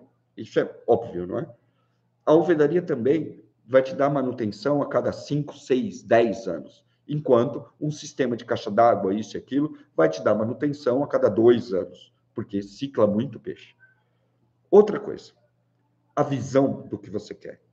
Se você cria um lago de tilápia para que você pesque essas tilápias, para você pescar, tá? É igual você ir lá e assistir o vídeo no YouTube do cara que cria tilápia para vender e assistir o vídeo do pescador. Quando você assiste um vídeo de um pescador, por exemplo, que gosta de pescar tilápia, que cria um lago para pescar a própria tilápia, você vê um negócio totalmente diferente do que você está vendo do cara que está criando ali para que a tilápia chegue logo a 1 quilo, para que ele faça de pesca e jogue a tilápia embora. Não. O pescador, ele cria para que a tilápia fique com 3 quilos, 4 quilos, com aquela bocona enorme, para ele pescar, mais competitiva, isso e aquilo. São linhas diferentes. O sobrevivencialista, ele vai seguir a que ele quiser, claro, né? Porque, na verdade, a gente não quer controlar nenhuma narrativa aqui. A gente quer dar as opções e falar, foi assim que a gente fez. Então, quando eu disse que o meu lago ia ser um lago de pesca e não um lago de ficar turnando, é porque eu não quero ser vendedor de peixe. Eu não tenho a vontade de ser vendedor de peixe. Eu não quero, tipo, ter a obrigação, daqui 6 meses, de esvaziar todo o meu tanque, ir lá, pegar todos os meus peixes e entregar, trazer novos alevinos e ficar ciclando. Não quero. Eu quero que meu tanque fique cheio de peixe para a hora que eu quiser comer. No meio do caminho, eu vou lá pescar, eu vou me divertir, os meninos vão nadar, e, principalmente, o tanque de tilápia, para mim, é uma ferramenta de sobrevivência. Para mim, especificamente, por batata. Você entendeu? Não é para você ficar ofendido aí onde você está, não. Porque, olha só, eu estou num lugar onde eu não tenho uma nascente de água e eu ainda não tenho um poço, porque ele custa 40 mil reais. Então, enquanto eu não tenho isso, eu vou ter uma série de tanques e cisternas que me garantam pelo menos 100 mil litros de água dentro da propriedade o tempo todo. É isso que eu quero. Dom Johnny, muito obrigado. É isso que eu quero. Então, primeiramente, aquilo ali é um tanque de água. Então, ele vai ser embaixo da terra, ele vai ser escavado, vai ficar profundo, as tilápias vão viver ali dentro como elas vivem no rio. É, porque é diferente o sistema de caixa d'água, de tanque isso, tanque aquilo, daquele que você vê lá no pesqueiro que você vai, por exemplo. É, porque aquelas tilápias que estão lá no lago, elas têm um propósito diferente. Enquanto o cara da caixa d'água, da criação para vender, quer essa tilápia com 1 quilo em 8 meses, o pescador não está nem aí se ela vai, o quanto de peso ela vai ter daqui a 8 meses. Ele quer mais que a tilápia fique ali e cresça e que daqui 2 anos ele olhe para aquela tilápia, ela esteja lá. E que na hora que ele quiser comer um peixe, ele pega aquele peixe e coma. Certo? Mas quanto peixe você vai comer? É, porque um barril daquele tem 100 quilos de peixe. E quando você pega de uma vez. Eu não quero pegar 100 quilos de peixe de uma vez. Eu posso pegar 10, posso pegar 20, posso pegar 2, posso pegar uma por semana. Eu posso decidir como eu quiser pegar e formar o cardápio da minha família com a tilápia viva lá dentro, direto do pé. Eu quero baratear a minha produção lá no sistema, tipo o sisteminha, por exemplo. Você tem que dar ração, você tem que manter uma oxigenação X. Quer saber? Ó, vou dar um exemplo para vocês. O nosso lago lá de casa, tá? Foram compradas X tilápias. O resto dele todo, aquelas bitelas vermelhonas que a raposa adora postar, aquelas tilápias gigantes, sabe de onde elas vieram? Do pesqueiro aqui embaixo, tá? Eu fui lá, eu pesquei ela, tirei ela da água assim, pequena, mas assim e tal, coloquei dentro de um galão e trouxe ela para casa e coloquei ela lá. Tem vídeo aí no canal, ok? Aquelas tilápias ficaram enormes. Se você pegar o manualzinho do sisteminha, da Embrapa e tudo mais, e falar que fez isso, alguém te excomunga. Porque naquela criação, se você pega um peixe da natureza e joga lá no meio dos alevinos que vieram todo bonitinho de dentro do laboratório de alguém lá, dessas criações intensivas, você pode estar levando doença de um lado para outro. Tá? Você pode simplesmente pegar uma doença qualquer do lago e jogar dentro da sua criação ali e matar todo mundo. Eu não quero isso, eu quero criar um rio onde tudo ali dentro seja mais resistente, mais rústico possível. Se eu botar 10 peixes lá dentro, 5 de loja e 5 de lago, eu quero que eles vivam de uma forma mais resiliente. Agora, se os 5 de lago morrer, desculpa, é isso aí, eu fico com os 5 que sobreviveram lá. Dessa forma, você consegue fazer um negócio mais natural, vamos colocar assim. Fingindo que é uma lagoa natural. É isso que eu quero. Eu quero que eles procriem, eu quero que eles cuidem da própria vida lá. Eu vou dar o sistema para eles, vou dar um pouco de ração, vou jogar comida, e não necessariamente só ração. Não sei se você sabe, mas peixe come comida. Né? Não é? Peixe não come só ração para peixe. Eles comem comida. Você jogar um punhado de milho ali, eles comem. Quantas vezes eu estava sem grana para ir comprar ração e eu fui lá no minhocário, olha o sistema se integrando aí, enchi a mão de minhoca assim, ó, sabe, um punhadão de minhoca, que é minhoca pra caramba, sabe? Tipo, meio quilo de minhoca, e joguei lá num tanque. Cara, sei lá, parecia uma rave de peixe, aquele negócio louco, assim, dos peixes comendo. Jogava um punhado de milho, eles piram com milho, punhado de arroz, você deixa o arroz na água até o arroz amolecer e joga para tilápia porque ela morre. Resto de pão, resto de... Meu, é isso que o peixe come. É isso que eu quero como sobrevivencialista. Eu, batata. Minha família concorda comigo, então tá tudo certo. Quem tem que concordar comigo são eles ali. Então, essa linha é a que eu acho que o sobrevivencialista tem que seguir, porque vai manter a comida maior, mais viva e mais resistente por mais tempo. Vai ter um belo de uma reserva de água, por isso que o tanque é escavado. Você vai ter uma simulação de ambiente natural que eu preciso, porque a água ciclando no lago, o peixe poder ficar nadando lá que nem um bocó lá dentro, esse aqui é maior que o nosso lá de casa, grandão, né? Para ele ficar nadando que nem um bocó, vai fazer com que essa água se distribua para toda a mandala e os dejetos do peixe já sejam usados ali dentro do sistema fechado para a gente aqui. Então, o melhor sistema para a gente ainda é esse, onde nós vamos ter menos peixe por metro quadrado, mas talvez nós tenhamos peixes maiores, até porque eu não quero ficar indo lá e ficar o dia inteiro lá no anzol para pegar 10 peixinhos e ter todo o trabalho para fazer 10 peixinhos. Eu prefiro pegar um desse tamanho e me virar com ele sozinho. É o que eu penso. Você concorda comigo? Coloca aí nos comentários. Não concorda? Não posso te ajudar em muita coisa.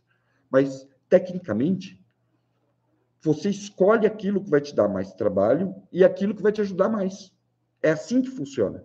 Ok? Aquilo que você acha que é meio impossível, já era. E tem coisas que a gente não vai fazer mesmo. Eu sempre cito as lanternas. O Brasil não fabrica lanterna. Não tem LED. Os LEDs vêm todos da China, igual aqueles microprocessadores que estavam falando tanto da guerra aí. Você não vai fabricar aquilo. Se você precisar, você vai e compra. Algumas tecnologias você compra e tá bom. Não que você tem que ficar pendurado ou dependente delas, entendeu? Mas você vai lá e compra.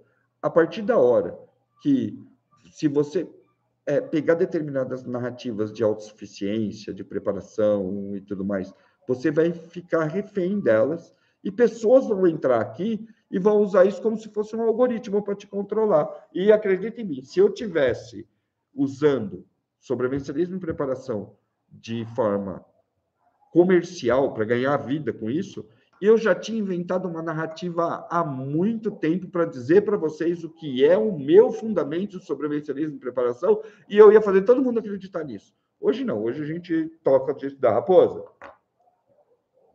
Faz favor. Terminando. Tá, terminando. Coisas que vocês têm que pesquisar e olhar o que está acontecendo. Esse problema na China está acontecendo nos Estados Unidos, com as lavouras de lá, está acontecendo na China e na Índia, que são os maiores produtores do mundo de alimentos, ok? Além de nós sofrermos agora os impactos do preço dos fertilizantes e outros componentes agrícolas, ok? Essa é a última safra daquele fertilizante, a gente já está entrando na Rússia. Vem aqui falar do livro, você está linda hoje. Está muito gatinha. Você não vai intimidar o Coutinho de novo? Hoje não. Eu falei para ele que se ele não me mandasse fertilizante, eu ia lá buscar e ia chutar aquela merda toda. Ele ficou com medo e mandou para mim. Senta aí. Vem de 2 cursos para mim. De 2 cursos hoje. E já avisa que o preço vai subir. Ixi, então eu não vou nem vender nada, não vou nem falar nada, porque tá aqui em cima, tá na descrição de todos os vídeos e toda live ele fala, pronto, tá vendido, 2, 3, bota a mão aí, levanta a mão quem comprou. Tudo bom, povo? Não vou falar só do livro hoje, vou falar de outra coisa para vocês. Saíram vídeos nas 2 últimas semanas do Protocolo 550, quem tá acompanhando e não viu, acessa a playlist, revisa tudo. Dá uma conferida, porque tem mais vídeos chegando por aí. Me perdi, viajei. Tá uma confusão aqui hoje, que pelo amor, hein? Tá um movimento. Você tem que se concentrar na live, se concentrar para fora. Tá um movimento. E aí... Fala da música de corno. Eles não estão ouvindo. Vocês estão escutando a música? Não dá para escutar, né? Tem música, tem cachorro, vai ter um movimento na rua, vai e volta, festa de um lado, festa do outro. Tá o ó do Borogodó isso aqui hoje. Bom, enfim. Informações do curso do Off-Grid tá aqui, estamos no 10º módulo, tá no finalzinho para chegar para vocês. 11º é sobre apartamentos e pequenos espaços. 12º é sobre a fortificação de um quarto comum. Então, vai aí o pacote todo. Quem pegar agora já pega 9 módulos, mais o planner que está lá. Quando sai a atualização, a gente atualiza lá também. E se você está chegando agora e não sabe muito bem o que é o sobrevivencialismo, quer entender um pouquinho mais, a gente tem o nosso primeiro livro lá de 2015, que é o Como Sobreviver a Crises e Ameaças, que vai te dizer um pouco o que é, te mostrar assim, te dar uma pincelada do que é o sobrevivencialismo e como você se encaixa nisso. Nosso segundo manual é o manual de alimentos, como você conservar e armazenar alimentos para longo prazo, e também como cozinhar com poucos recursos. E o planner que vai ajudar todo mundo. Vi muita gente aí hoje perguntando, tá difícil de se preparar sem dinheiro? Vou falar uma coisa para vocês. Com planejamento a gente consegue, porque a gente também não tem dinheiro. E é tudo planejadinho, e é um dia de cada vez. Então, assim, primeira coisa é se livrar dessa marra aí de que não tem dinheiro e que não dá, porque dá sim. Bota no papel. Se você economizar R$10 por mês, você compra 5 quilos de... Não, um de feijão, não é feijão, tá 8? Eu não sei. Feijão tá R$8 o quilo, subiu então, pra caramba. Eu tô rico, então você não vai comer, mas tudo bem. Se você comprar 1 quilo de feijão e ainda sobrar R$2, você tem 1 quilo de feijão a mais que o mês que vem. Você sabe que... Você precisa ter... Você sabe que 1 grão de feijão dá de 20 a 40 grãos de feijão. Eu tô perdida no feijão, porque meu canteiro tá lindo. Eu plantei 1 quilo de feijão essa semana. Meu canteiro tá lindo. Botei lá na internet hoje, lá no meu Instagram, pra vocês verem. Eu vou ficar rico, se tá 8 pau, vou vender tudo. Tá R$8 o quilo do feijão. Vou virar vendedor de feijão. Não quero virar vendedor de peixe, vou virar vendedor de feijão. Deixa eu falar uma outra coisa para vocês. Então, assim, se você tiver planejamento, você não vai conseguir se você se você tem poucos recursos e se você não quer abrir mão de nada, tá? Então, aí você não vai mesmo. Então, assim, se planeja, abre mão de algumas coisas que são supérfluas hoje para você poder se planejar. Que aos pouquinhos você chega lá. Certo? Fui. Tchau. Já que você tocou nesse assunto, e eu estava falando de tempo, eu quero falar uma coisa aqui que eu estava vendo essa semana. O que você estava vendo? Umas conversas que estavam rolando aqui essa semana, paralela aí dentro do canal. Então, eu vou fazer uma pergunta para você. Senta aí e se prepara. Tá? Tira as criancinhas da sala, que agora o Batata de verdade chegou aqui. Vou tomar um gole de... Quem estava aí até agora?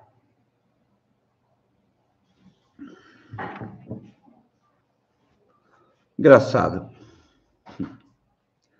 Eu postei outro dia o protocolo Cidadela de Ferro, que a gente estava fazendo aqui, que é o protocolo de segurança do Forte, tá? E muita gente começou a me perguntar do protocolo Cidadela de Ferro. E eu fiz algumas perguntas para algumas pessoas e eu cheguei a uma conclusão, que as pessoas não sabem o que elas querem. E eu não vou falar da vida, eu vou falar de sobrevivencialismo e preparação, vou ficar no tema ainda.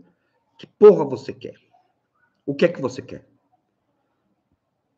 Qual é o teu plano? O que você quer? Fala assim, quando eu chegar ali, eu paro. O que é que você quer? Você sabe o que você quer? Você já pensou nisso? O que eu quero? Tá. Tem um risco nuclear, não sei aonde. Tem um não sei o que, mas foda-se o risco nuclear. Isso eu não quero pensar. Vai faltar alimento, também não quero pensar nisso. Então, o que é que você quer? Por que você está fazendo isso? Por que você está aqui? Por que você está assistindo essa live? O que é, cacete, que você quer? Qual é teu plano? Se você me perguntar agora o que eu quero da vida, o que eu planejo da vida, eu posso te dar um planejamento detalhado até 10 anos para frente. Eu sei exatamente onde eu quero estar daqui 10 anos. O que eu preciso, onde eu tenho que buscar. Se eu vou conseguir, é outros 500. Mas eu sei exatamente o que eu quero da minha vida. Eu sei para onde eu tenho que ir, o que eu quero chegar, o que eu quero fazer, quanto tempo vai gastar, no máximo, na pior das hipóteses e na melhor das hipóteses. Sabe a tal da janela de Overton? Eu faço ela na minha vida. Qual é a meta? A meta é alcançar, por exemplo, aposentar daqui 7 anos. Então, eu vou lá e eu olho, eu vou ter dinheiro? Na melhor das hipóteses, sim. Na pior das hipóteses, não. Mas eu sei exatamente o que eu quero. Eu sei o quanto de armazenamento eu tenho que ter. Eu sei o quanto eu quero plantar. Por isso que eu deixo muito claro para você. Alguns projetos funcionam, o outro você tem que ir no comunzão mesmo. Não está no meu plano vender peixe. Não quero vender peixe. Peixe eu não quero vender, eu vendo legumes, eu vendo semente, eu vendo produtos feitos aqui dentro, coisas que eu posso cozinhar. Eu não quero abrir uma banca de peixe na praça da cidade e ir lá vender peixe. Não quero. Então, eu não vou fazer um sistema de sobrevivência onde eu dependa de vender peixe e ter que ficar esvaziando aquilo daqui a um ano. Não, eu tenho que limpar, eu tenho que fazer funcionar, captar água da chuva.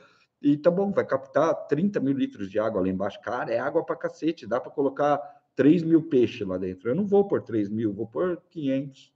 E vou deixar eles crescer para caramba. E criar um sistema ali, e eles procriarem, e eu vou pegar peixe lá de fora. Eu não quero vender peixe, eu não quero usar o sisteminha.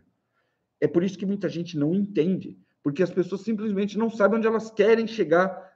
Para que você está fazendo isso? Você vai sair se preparando, então você vai sair socando o pau lá. Aí chega um dia que você tem 10 mil rolos de papel higiênico e uma garrafinha de arroz. Não, você tem que simplesmente falar, eu tenho um plano, você tem que anotar esse plano, e a partir daí você bota esse plano para funcionar. Que quando você fizer isso, meu chapa, você vai ver que não é tão difícil assim. Até na pior das hipóteses. Aqui no meu caderninho, ó, tá vendo aqui? Eu tenho aqui as metas que eu preciso alcançar em muita coisa, tá? Nosso colega perguntou do óleo ali, tá? Cadê? Deixa eu ver se eu acho aqui. Eu tenho um caderno, mas não estou dizendo que ele é organizado, tá? Dá uma olhada aqui, ó. Esquema, desenho, tem de tudo. Aqui, achei. Olha só, 16 garrafas de óleo de soja, tá? 2 garrafas de azeite, e aí tem mais algumas coisas que eu não vou falar, senão você não assiste o vídeo, ok? Tá aqui, ó. Exatamente o que eu preciso. Eu tenho 9 garrafas de óleo. Eu preciso de 16 garrafas de óleo para fechar essa preparação. Eu fechando essa preparação, conseguindo grana e comprando lá as garrafas de óleo, que pode demorar 1 mês, 2 meses, eu posso comprar 2 agora, 2 depois, 2 depois. Quando eu terminar isso daqui, eu fecho mais um módulo da minha preparação de 550 dias. Eu sei que eu quero isso aqui é o que eu preciso fazer. É assim que funciona. Eu sei exatamente o que eu quero chegar lá. Eu não quero, por exemplo, entupir o Root Cellar demais de verduras espaçosas, por exemplo, que a gente já teve uma experiência aqui, mais ou menos. Eu não gostei do jeito que ele ficou ali, tá? Porque ficou muita cebola, ficou muito feijão, ficou muita coisa ali armazenada e a gente foi tirando e foi encavalando com outras coisas que a gente plantou aqui. Então, por exemplo, eu fiz uma colheita de feijão, armazenei, coletei para caramba, fiz uma armazenagem. Logo em seguida, antes de eu terminar a minha armazenagem, eu já estava fazendo outra colheita de feijão. De novo, foi rápido para caramba e tal. E eu falei, puta, agora eu tô com muito feijão aqui, então vamos dar um pouco de feijão para alguém. Se fica muito tempo, fica duro, tem que ficar colocando em garrafa PET, então eu não quero. Eu quero que o feijão seja algo que seja plantado aqui, colhido na hora, vai lá por pequenos canteiros, coisas menores, não como eu fiz agora. Agora eu plantei bastante porque tem bastante gente pedindo semente. Foi para isso que a gente plantou, ok? A mesma questão do milho e das outras coisas que a gente tirou essa semana. Para quê? Para a gente distribuir para algumas pessoas que querem o feijão crioulo e para a gente ter na nossa casa e acabou. É isso. A nossa meta, o que a gente quer aqui no canal é seguir mais ou menos essa linha que a gente está seguindo. Mas você tem que saber o que você quer. Porque tem muita gente nessa porra que não sabe o que quer, não sabe que caminho segue, que fica debatendo filosofias que não tem absolutamente nada a ver se você não tem um básico do básico dentro de casa. O sobrevivencialismo é isso, é começar pelo básico, é começar pelo simples. Quanto mais simples for, melhor para você. Você não para tudo porque você não conseguiu comprar aquela sua arma CZ importada do planeta. Oh, meu Deus, se eu não comprar aquela arma de 50 mil reais, eu não sou um sobrevivencialista, eu não vou proteger minha família.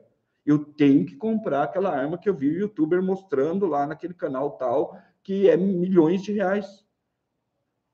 Varlene Moura, minha vida nos Estados Unidos. 2 ajudas para o seu óleo, Batata. Obrigado, valeu mesmo. Já compra 2 bisnagas já. É isso aí.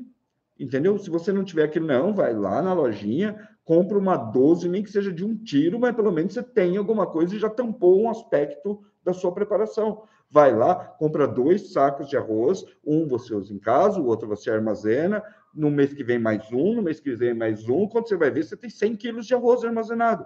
Despertar. Batata, os preços dos próximos meses, sabe dizer se vai aumentar? Vai um café, muito obrigado pelo café, Despertar, vai aumentar e vai aumentar para caramba. Foi o que eu falei da China agora no meio, com a quebra das safras lá, eles compram mais. Nós vamos vender comida em dólar e não em real. Então, o que tiver aqui vai ir para fora. O problema é que não vai ser só soja dessa vez, porque eles estão quebrando aquela comida do dia a dia, comida do armário deles, ok? Então, é mais um país aí que vai ter mais uma insegurança alimentar para os próximos meses, ou seja, preços mais altos para a gente, ok? Tudo que você for fazendo, você vai tendo esse retorno se você começar aos poucos. Você não vai chegar num estágio de preparação gigante se não for assim. A Raposa postou aí agora, exatamente 2 anos que a gente começou forte. Hoje a gente tem basicamente 3,5 cômodos feito aqui, já. Para quem é pouco, pode ser, mas tem um bunker subterrâneo, tem um porão fortificado, nós temos uma cozinha praticamente pronta, falta pintar e, sei lá, deixar mais legal, tipo isso aqui, tá vendo? Terminar essas coisas assim. Nós temos um banheiro funcional, lago, hortas, áreas de cultivo, academia, está sendo feito um quarto ali para quando a gente quiser dormir aqui com um pouco mais de conforto. O lugar já está todo cercado, já tem cerca em tudo, tem monitoramento em tudo. Agora, essa semana, a gente fez um baita upgrade aqui, colocando defesas nos muros e tudo mais.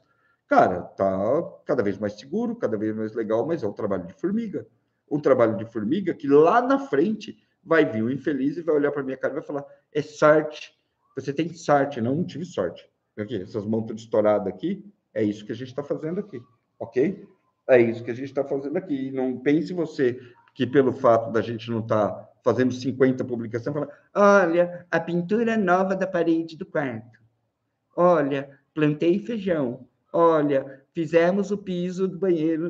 Não é estilo do meu canal fazer isso, tá? Mas as coisas estão sendo feitas e cada upgrade que a gente faz aqui, vocês já têm aquela linha direta. Um que talvez eu faça, se vocês quiserem, é o do Lago Novo, que dá para ver a montagem dele inteira, ok? Olha lá, tem muita gente que já está terminando o protocolo 550, cara. O cara que comprou o livro, ele pegou o livro e seguiu ele ali, não precisou ficar esperando os vídeos aqui. Então, já vai direto. Quem tem sorte é raposo que casou com batata muito atraente. Concordo com você, eu sou gato mesmo, bonito pra cacete. E vou ficar mais bonito com aqueles cabelos. Eu só não tenho cabelo branco ainda, infelizmente. Adoraria ter uma barba mais branca, totalmente branca, né? Juro por Deus que eu vou ser Papai Noel um ano desses ainda. Legal, Fast Clichês, fazendo o protocolo 550 para sua mãe. O porco do mato é muito brabo, é pior que é verdade mesmo.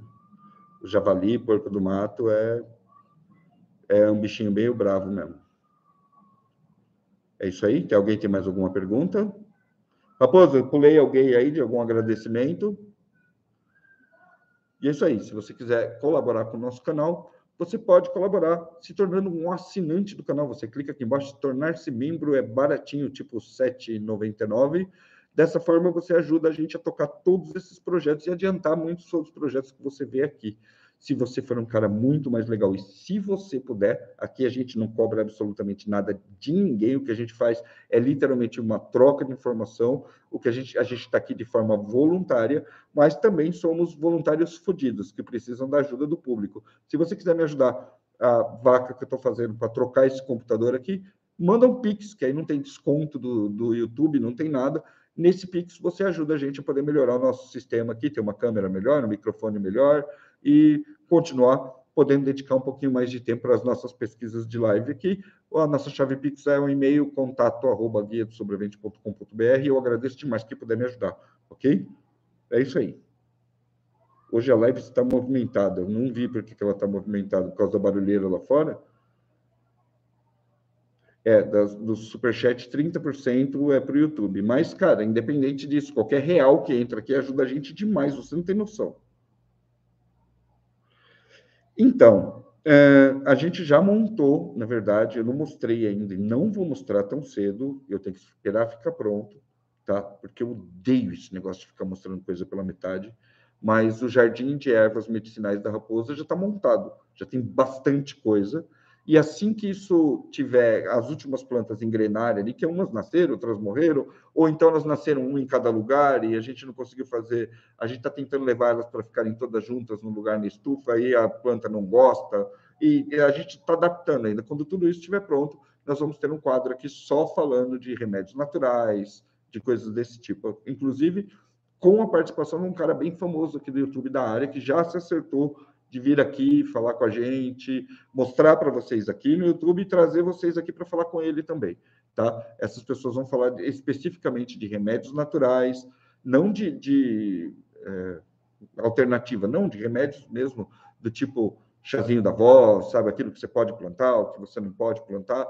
Dessa forma, você vai conseguir, de repente, ter até uma farmacinha plantada aí na sua casa. Salmos P. Muito, muito, muito obrigado. Valeu, garota. Eu acho que é uma garota, tem uma foto ali de uma menina. Obrigado pela doação. Sobre enlatados, o que você reforça, Batata? Pior época do planeta para você comprar enlatados é agora, cara. É a pior época. O enlatado é ótimo. Não estou questionando o enlatado, estou dizendo o preço do enlatado, ok? Alguns produtos super manuseados, super faturados pela empresa, né? O mega manipulado pela indústria, por exemplo, são interessantes para eles e não para nós, tá? Então, por exemplo, você pega uma bolacha feita na indústria, super processados, que eles chamam. Você vai chegar lá e você vai achar de um tudo lá dentro, né? Bolacha devia ser água, sal, farinha e recheio, né? Não, não é. Tem uma bula de remédio ali dentro. Vai ter 80 tipos de grão diferente, e aí depois eles jogam um produto químico para dar o gosto de bolacha, você não sentir que você está comendo, por exemplo, aveia no lugar de farinha, e assim vai, né? Eles vão adaptando ali para poder manter o produto deles. Esses aí, em épocas como essa, ainda se mantêm mais ou menos no preço. Agora você pega um enlatado tipo feijoada, por exemplo. Uma feijoada enlatada, as almôndegas, as carnes, né, que são os enlatados que valem mais para preparação, porque são as proteínas que duram 4, 5 anos lá. Você pega esse produto, não dá para o cara não colocar feijão, não colocar linguiça, não colocar óleo, não dá. Ele tem que fazer aquele produto como era exatamente feito na hora que ele fez aquele enlatado há 10 anos atrás. Automaticamente, todo repasse de custo, de preço, vai em cima desse enlatado, e quanto mais o produto ficar caro no mercado, mais o enlatado vai ficar caro na prateleira. E sempre que tem crise ou esboço de crise, a procura por esses produtos aumenta mais. Então, automaticamente, você vai ter os enlatados agora num preço muito grande. Ponto final. Exceções. Você vai num atacadista e acha lá uma promoção naquele dia, naquela hora, de uma carga de lata de sardinha, de atum, ou de frutas, ou de não sei o que está na promoção. Aí você vai e pega, ok? Muitas vezes importados. Então, eu tenho relatos aqui no canal de pessoal do sul do país que recebe lataria da Argentina. Então, a Argentina, as fábricas de comida argentina estão preferindo vender lataria no Brasil, porque paga mais do que a moeda deles está fodida lá embaixo. Então, você acaba pegando produtos de outros países, importados e tudo mais, por um preço melhor, ok? É isso.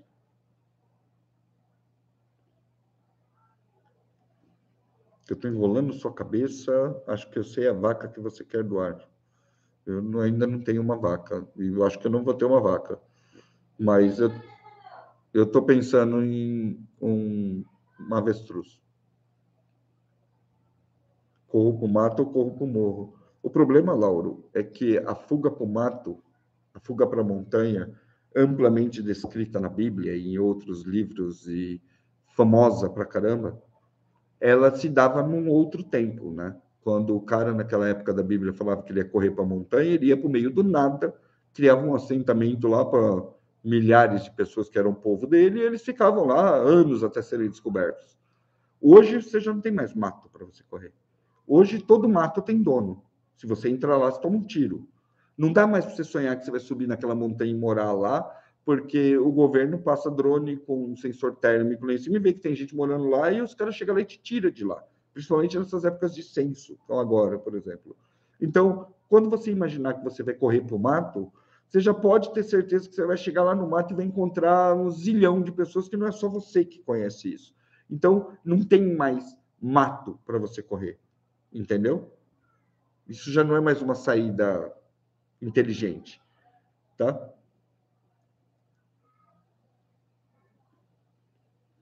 Então, você comprou sardinha a R$ 3,99 e atum R$ 4,95. Você fez uma boa compra. Você tem que sempre imaginar, segundo o protocolo 550, que uma sardinha é uma refeição. Então, o seu prato ali está saindo um prato de R$ 4,99, com um ingrediente a R$ 4,99, o que é caro pra cacete, se você parar para pensar. É a mesma coisa do miojo. Muita gente acha, o miojo está tudo certo. Mas, cara, não. O miojo é macarrão, liofilizado. Tá? Quanto está custando o miojo hoje? Coloca aí rapidinho, vai, antes de eu sair. Quanto custa o miojo hoje? O miojo original, aquele miojo Nissin, vai, que tem no Brasil todo. R$ 2? Não, não está 95, nem a pau. R$ 2, vai, vamos pegar um miojo normal, R$ 2. Ele tem 75 gramas, ok? 1 quilo de miojo tem quanto? O preço? E qual é o peso dele? É 75 gramas, não é? Não dá 100 gramas, tá? Se você imaginar que ele tenha 100 gramas a R$ 2, significa que o quilo do macarrão é tipo R$ 20.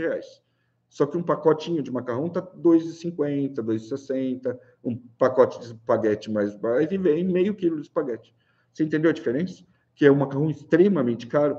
Então, não é muito vantagem você ter miojo pra caramba, como se fosse a melhor comida do mundo, e lata segue a mesma linha. É bom ter algumas estratégicas, mas... Oi?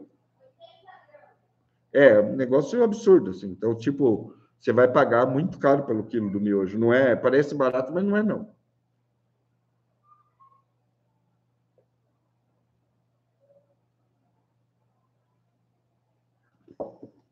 Vamos ver se tem mais alguma pergunta. Sim, sim. O tempero do miojo é aquele pozinho cancerígeno lá, né? Eu odeio aquele negócio. Nunca, faz muito tempo que eu não como aquilo. Eu até como miojo de vez em quando, mas eu gosto de jogar sardinha dentro, atum dentro, tempero ele ali com o que dá. Prefiro colocar sal do que colocar aquele negócio. É isso aí. Alguns preços abaixam, outros preços não abaixam, ok? Desculpa pela interferência do som aí. É impressionante, né? Deve ter 1 milhão de gêneros musicais no mundo.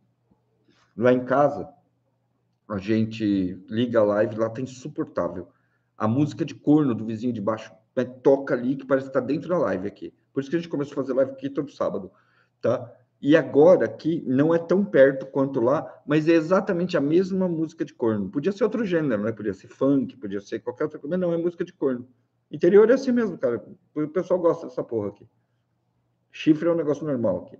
Fica tranquilo. Os caras que põem na tua cabeça. Falar mais sobre GMD, a gente pode fazer na próxima live um tópico falando sobre GMD, e eu tenho um tópico para discutir com vocês, que é um GMD que pouca gente discute, tá? Então a gente vai trazer isso para vocês muito em breve também, ok? Você pode usar os comentários do vídeo para colocar os temas que vocês querem que a gente traga aqui também. Sofrência, isso mesmo, Diogo. É exatamente música de sofrência, essas aí. Nem é sertanejo, assim, é música de sofrência, música de corno mesmo. Quer fazer o quê?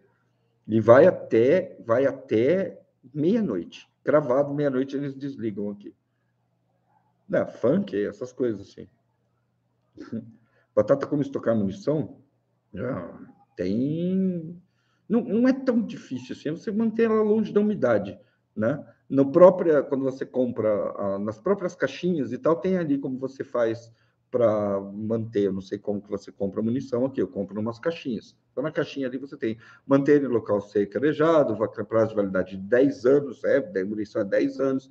Aí, alguns clubes já ou loja já te entregam com a embalagem de sílica gel, você já faz toda a montagem ali e guarda. Geralmente é assim, ok? Tem gente que vai mais hardcore, já faz uns embalagens maiores, faz uns tubos de sobrevivência, enterra no planeta inteiro. Tem um colega que ele tem armas registradas fora da casa dele, enterrada no meio do mato. Enterra lá não sei aonde, com um tanto de munição e larga lá. Ah, mas e se eu tiver que chegar na minha casa, se eu tiver que sair, ele faz uns caches de sobrevivência, e nos caches de sobrevivência dele tem pelo menos uns 2 aí com armas de fogo enterradas e guardadas lá. E toda vez eu vejo isso, eu penso, falo, caramba, cara, nessa onda agora que todo mundo tem um detector de metais, o pessoal vai sair andando por aí, você não tem medo dos caras achar, não? Ele falou, tenho, mas independente disso, eu tenho mais felicidade de deixar ela lá do que deixar ela em casa, tudo junto, num pacote só. Porque ele acha que o governo vai, em qualquer momento, tomar as armas dele. Então, ele guarda lá. Ok? Dá para fazer uísque em casa. Cara, tudo que era feito antes, aquilo que eu falei, até 1945, você consegue fazer na sua casa. Inclusive as armas daquela época, você faz na sua casa. Ok? Estou falando até de arma de guerra mesmo, da Primeira, Segunda Guerra Mundial, era tudo feito em oficinas piores que um ferro velho da tua região. Aí. Ir atrás da tecnologia e tentar conseguir. Não, Vinícius, ninguém reclama da música. A gente deixa tocar, se você não quiser, você entra ali, põe um tampão no ouvido e dorme. Deixa o pessoal se divertir. Tá em Boston, cara, que legal. Tem munição recarregada há 26 anos e está funcionando. Pois é, tem bastante gente aí. Eu geralmente pego um tanto, queimo no clube de tiro e tento trocar. Apesar que, cara, tá cara a munição para cacete, então tá compensando em menos no clube de tiro, porque tá ficando caro. Não é muito justo assim para todo mundo isso daí, não. Parece que falar, olha, vamos falar, ser pró-armas de fogo, mas armas de fogo são caríssimas. Armas sempre foram caras, a verdade é essa. Sempre foram. Eu falei um tempo atrás, uma espada custava 12 vacas. 12 vacas. Então, você vê aí uma vaca 3 pau que os caras falaram, uma espada custava 30 mil, 35 mil reais na época. Equivalente, né? Então, sem armas sempre foram caras. Então, infelizmente, quanto menos poder aquisitivo, menos essa parte de armas você vai ter. A verdade é essa. Por isso que eu falo, vai no básico. Vai no básico que você garante alguma coisa. Não tem como gastar 70 mil numa arma de fogo? Vai lá e compra uma de 2, 3 mil. Parcela em 50 vezes aí e, pelo menos, você tem uma forma justa de defesa garantida. Pode não ser aquela que você vai ficar postando foto no Instagram, entendeu? Eu mesmo nunca tive armas elaboradas. As minhas armas são todas antigas, muito antigas, diga-se de passagem. Sabe aquela 12 da PM dos anos 90? Era aquela lá. Bem velha mesmo. Recarregando, sim, mas que arma eu deveria ter? Cara, compra uma espingarda. A melhor arma que tem para você ter na sua casa, para todo mundo, para mulher, para homem, para tudo é uma espingarda. Eu acho que eu sou pró armas longas, para começar.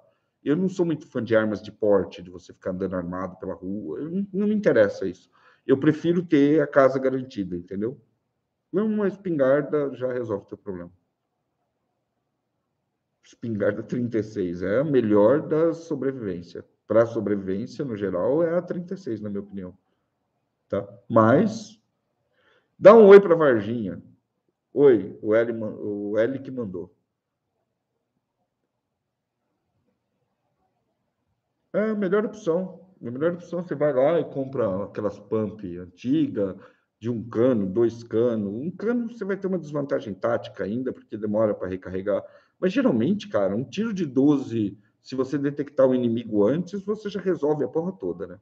O cara corre, ninguém fica na frente dessa merda.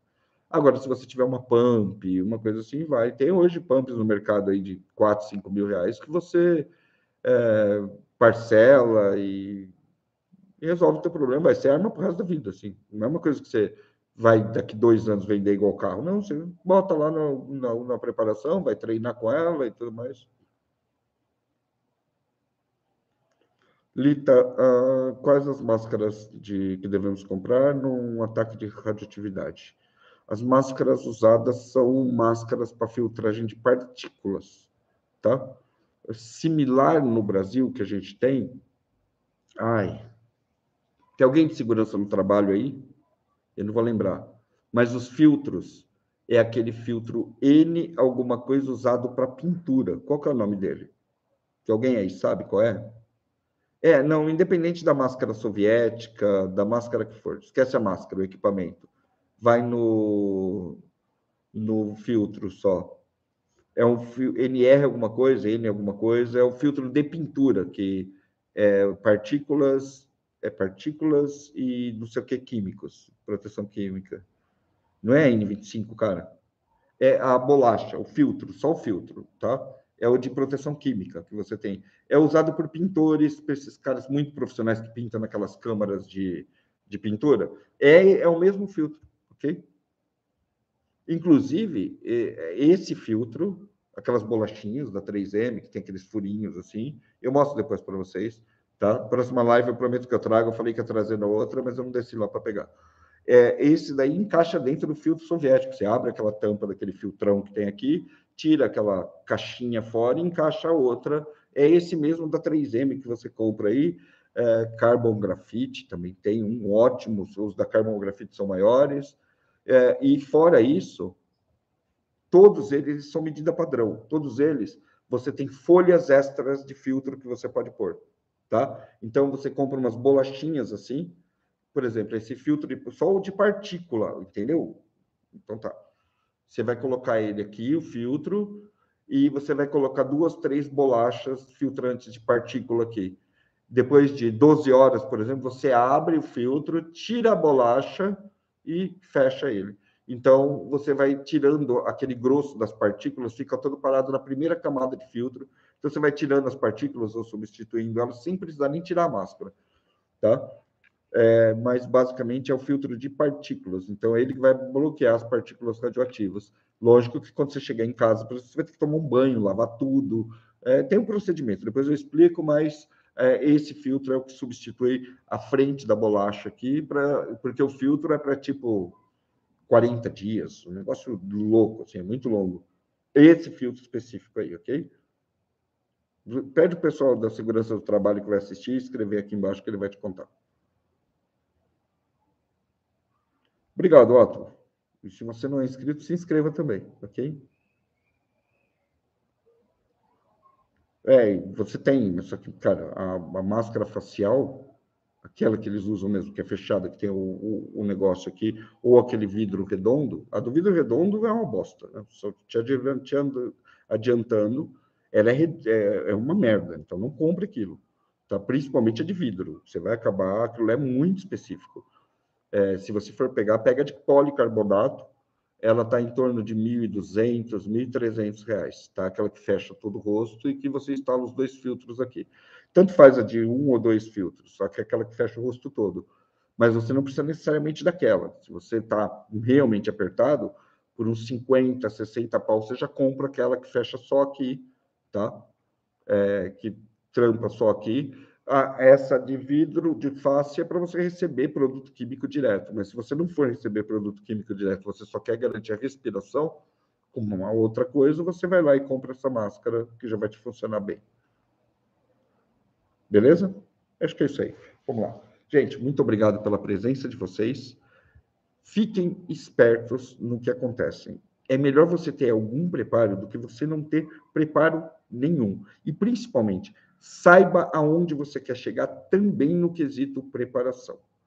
Às vezes, a gente está se preparando para uma coisa e outras coisas simplesmente aparecem do nada e começam a causar preocupação, começam a causar aquela sensação de eu não estou tão seguro assim. É assim que o jogo funciona. Mas não é para você sentar e desanimar.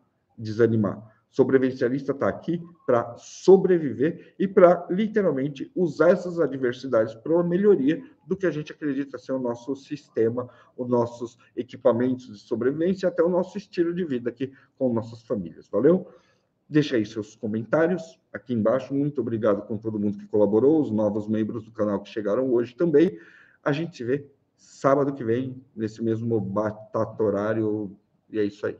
Ah, e mais uma coisa, o pessoal que ficou polemizando lá nos comentários essa semana sobre o Batata e a Raposa, o Batata veio de um apelido da faculdade, ok? Eu fui fazer uma apresentação, eu estudei administração, eu estudei hotelaria e eu estudei gastronomia. Na faculdade de hotelaria, eu tive que fazer uma apresentação, e lá eu me especializei em alimentos e bebidas. Foi antes de eu fazer gastronomia. Então, quando eu me especializei, eu fui fazer uma apresentação e por sorteio, eu fui sorteado com o Batata.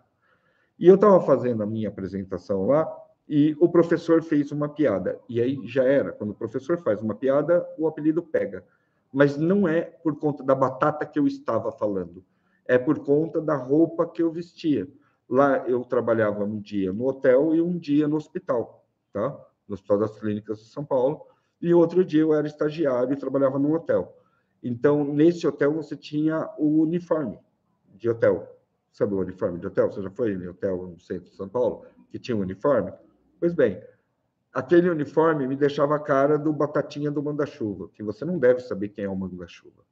Quem sabe quem é o Batatinha do Manda-Chuva? Pois é, foi esse Batatinha que eles me chamaram. Então, o apelido no começo era Batatinha, por causa do Batatinha, baixinho, de gravata, entendeu? É aquele gatinho lá.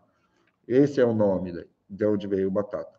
E a Raposa veio de piada dos meninos, porque ela é baixinha, brava. Raposa, está me ouvindo? Não, não está. Acho que ela estava com os cachorros. Ela é baixinha, brava, perninhas curtinhas, então ela anda assim, de um lado para o outro, entendeu? E a gente tinha um código, isso antes do Léo nascer ainda, logo que o Bill começou a falar, a gente tinha um código para quando a mãe estava chegando e pegava a gente fazendo cagada, que era a raposa invadiu o galinheiro. A raposa invadiu o galinheiro, sendo que nós somos a galinha e ela é a raposa. Como ela é meio feroz, ela ganhou o apelido de Raposão, do rabo felpudo. Tem aquela raposa, tem aquele rabão felpudo que chega de fininho e pega a gente fazendo merda e regaça com tudo. É a raposa, é daí que veio o nome dela. Aí, ó, é isso aí que vocês estão vendo. Entendeu? É um bichinho pequeno e feroz. Inclusive, essa semana tinha um vídeo de uma raposa atacando uma mulher lá, que os meninos compartilharam com ela botou nós 3 de castigo. É, porque às vezes ela me trata igual os filhos dela. É isso aí? Gente, tá esclarecido de onde vieram os nomes, então. Então, Raposinha é um apelido doméstico aqui. Na verdade, é Raposão, entendeu? Raposa do rabo felpudo. E nós somos as galinhas do galinheiro dela. Então, ela que manda na porra toda. É basicamente isso daí. Tá? E Batatinha veio de lá, não veio de outra coisa. Eu queria achar um nome mais legal, sabe? Eu já pensei em vários nomes para substituir Batata, porque Batata, sinceramente, não contribui muito com a minha imagem, assim, mas Batata não teve jeito. Logo que eu comecei a aparecer no YouTube, alguém da minha classe, amigo antigo, entrou e falou, Batata isso, Batata aquilo. A galera, da onde você tirou? Eu falei, daí, meu nome é esse, e o apelido pegou. E assim ficou. Aqui no YouTube também, valeu? Então é isso aí, muito obrigado pela sua presença, está tudo esclarecido, vocês já sabem por que eu sou a Batata, e vamos assistir Manda-Chuva. Tchau. Fiquem seguros.